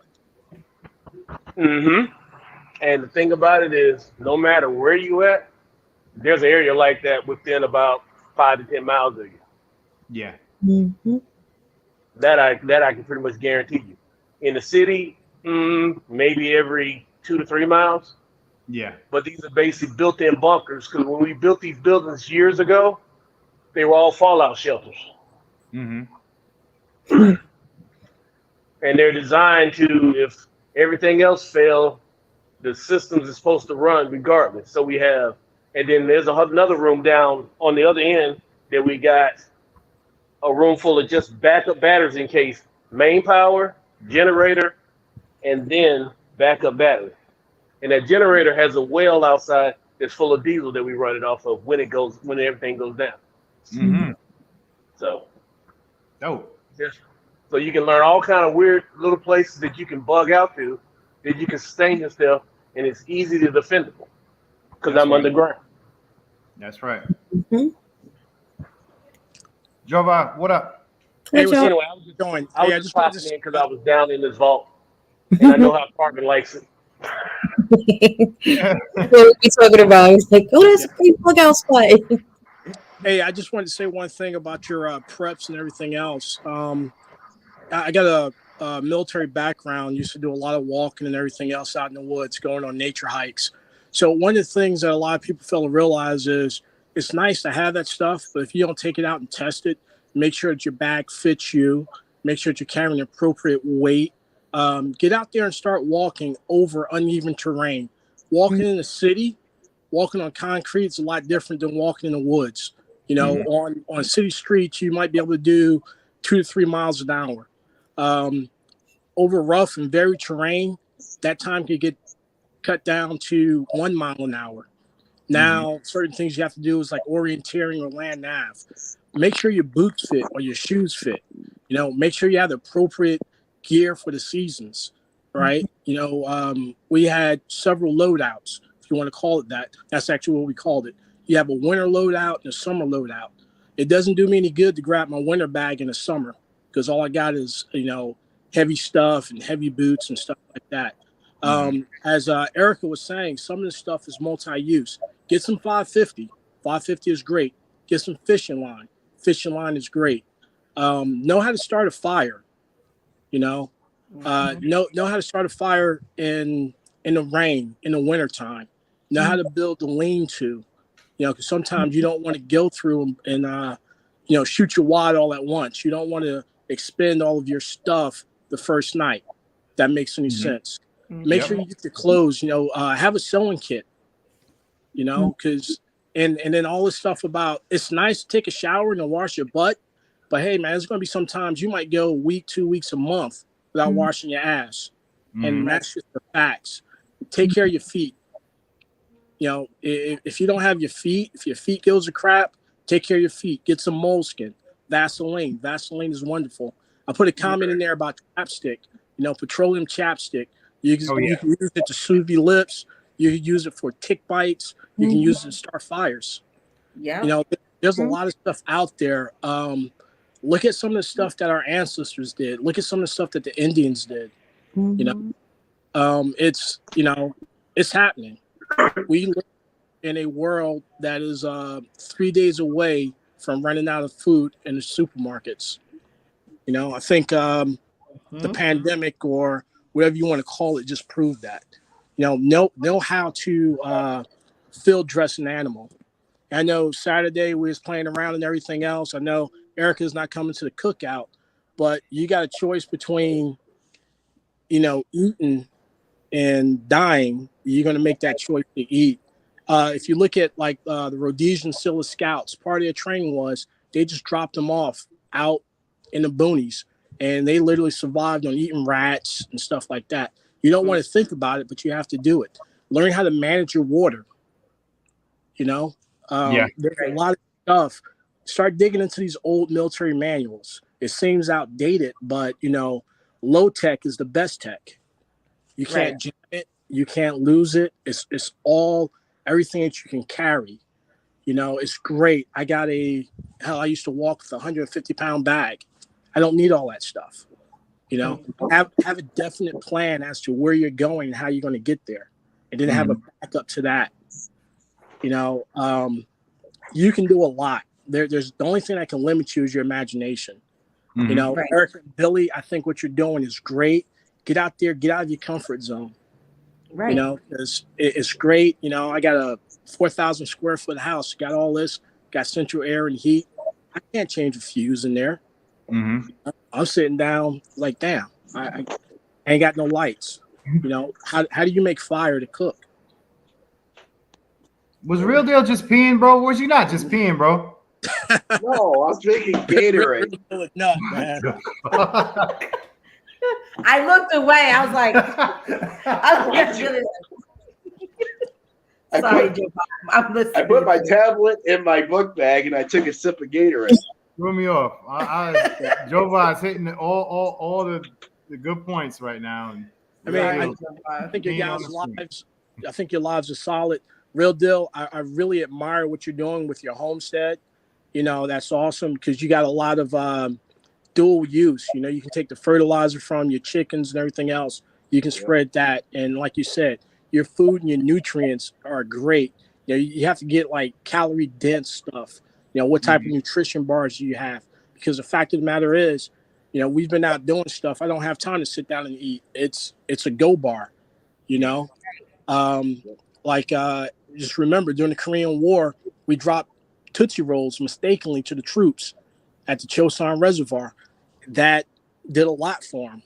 You know, they survived. They broke out. So there's so much stuff out there that you can do, and it's really, really simple. It's really, really low tech. You know, it's awesome. You know, and you don't always have to go to a gun. First thing to do, best thing to do is just avoid them.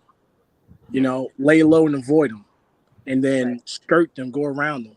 You don't want conflict because ain't no resupplies coming. You know, you get the call, you go out, you got 200 rounds, 300 rounds, and you got to make that last. You know, all it takes is one bullet. that's all. All it takes is a broken foot.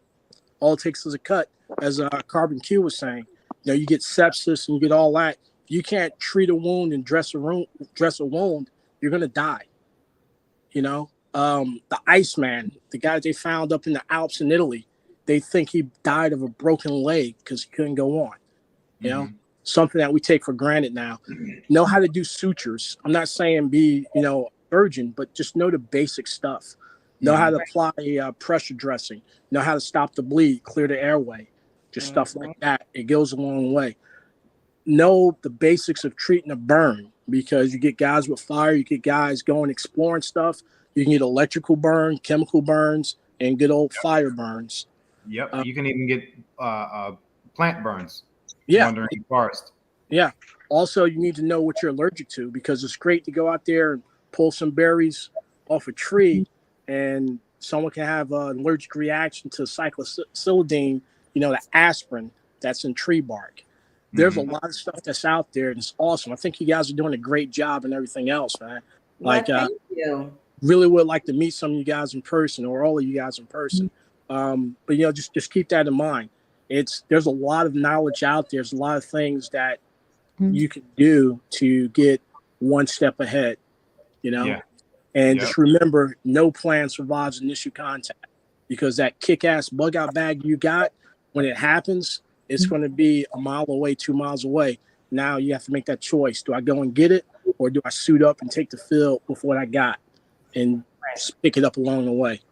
So remember what Mike Tyson says: everybody has a plan until you get hit in the face. Yeah, exactly. You know, also know your limits. Get out there on the weekends when it's uncomfortable. You know, walk somewhere. Hey, walking sucks, man. I like air conditioning. Yeah. I enjoy walking. I do. Yeah. She drags me. You know, start walk 2 miles with nothing, then, you know, walk 2 miles or as far as you can go with your bag, then start adding weight to it. And then you'll come to a point you say, you know what, this is the max I can do. This is all that I need. And I'll take it from there, you know? Yeah. One thing we take for granted, look at, and I hate to say this, look at your homeless people. Look how they survive in the cities. You know, they live in the tunnels and the subways, everything. You know, there's a whole subterranean city down. You know, you can move, like New York City, you can move throughout the city subterranean. All those tunnels connect, you know. Right now in the military, that's what we're looking at now is, you know, subterranean threat, because you can't detect that with sensors or anything else, you know.